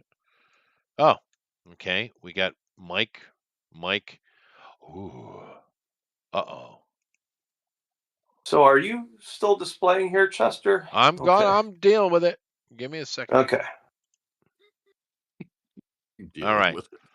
There you go. Now, we've never done that. So, it's just a blank comic cover, but I'll be doing a lot more of those this year. Yeah, that's cool. Now, and that's fun with the blank covers to get artists to do stuff. I always thought that was fun. Well, that's my work. So. Now, how is it, Eric? We've never done Underdog. I know we've done Hong Kong Phooey. I think that was just Hanna-Barbera Day, though. Yeah, How I did we? think so. Yeah, Underdog was cool. Mighty Mouse. Maybe we could do Animal Heroes. Well, we could fit that in. We got a lot of slots open so far this Get year. animal Yeah. cartoons, yeah. Yeah, Animal Heroes. Yeah. You could do things like Underdog or Mighty Mouse or Titan Mouse if you'd like. But you also could do things like Rin Tin Tin. And Beast Boy. Yes, Eh? well, that's fair. Although Lassie would be banned. Don't even think about it. Lassie. And I would probably give you a lot of flack for Flipper, just so you know. How about Benji? Benji's okay. Benji, I'll give it past to Benji. I mean, because you have Oh Heavenly Dog, where Chevy That's true. Chase was the voice of Benji and took a bath with Jane Seymour. Oh well, as we all would. Yeah, yeah. Well, now that That's my lady. favorite Benji movie. Yeah, well, man, Jane Seymour is one of those very rare humans, a true beauty. Yes. Didn't need to do nothing. That lady could walk on and sit down with zero makeup, in the most frumpiest clothing you ever seen, and she'd still stand out in the crowd. Jane Seymour, very unique. A lot of people, not just women, a lot of people have to work real hard to do that, you know. But not old Jane, man. Beautiful woman, medicine woman. I think was a show she did. Yeah, beautiful lady. Anyway, thank you very much, Mike. Thank you to everybody. And we'll see you next week. And now Eric was displaying which I was going to look at, and then he's not displaying. Oh, I'll What bring it happened? back up. Hold on. Okay. So Jeff is winning the year, and I'm in second place. You So, came in second. but you didn't do as good as Jeff this artist. All right. But what are we doing next week? Next week is a movie anniversary, and we are going to do From Dusk Till Dawn. It's Nice. the 30th anniversary of From Dusk Till Dawn. I just want to say, yeah, before you go any further, it's good to be the king. It is. It is. You're right, and that's okay. I'll be the queen for today. But yeah, no, From Dusk to Dawn sounds really good, because that is a movie that's very, in my mind, very similar to Predator, right? Because it started as one thing and became another. I don't remember any hot vampires in Predator. No, but it started as a bank heist gone wrong and two criminals on the run and became a vampire movie. It didn't start that way. And of course, Predator didn't start as an alien monster movie either. Right. True, yeah. true. So yeah, and there's such a good movie. And of course, Amaran, I do require you to study all the precise measurements of Miss Selma Hayek, please. Thank you. Yeah, okay. You got it. Thank you very much. But Great. other than that, but hey, the week after I'll do her, and then I'll just do her vampiric transformation towards the end, where she's just like a horrible looking monster. Oh, right. Oh, we get David Bowie coming up too. Nice. Labyrinth 40th anniversary. Who else was in that movie? There was some dude in a costume playing a goblin. It was pretty good. It was pretty good. Chester's hot cousin? No, no. That was, that movie though is the first that most of the family knew that she was doing acting. Right? Me included. I'm sure some of the family, close, she's a cousin. She's not in my house, right? She's my second cousin, technically. But I'm sure they knew about some of the stuff she was doing. But it was that movie that the family was announced to, and everyone went to go see it and support her. So that was, for my family, a big moment for us in regards to Jenny. And she's gone on and had a great career, so good for her. Congratulations, and all that. And Labyrinth was great. It was fun, but it was mostly fun for David Bowie. Now, let's be fair. Oh, yeah. Well, David was awesome. Nevertheless, thank you all very much. And Jeff, dude, take us out of here, man. The Revenant in the Tomb is now 99 cents, the ebook, on Amazon and actually anywhere else. So if you really want to read my book, you want it cheap, get it now. So, and namaste. Namaste. And Tank, You and your son are always welcome. Later, everybody. Absolutely.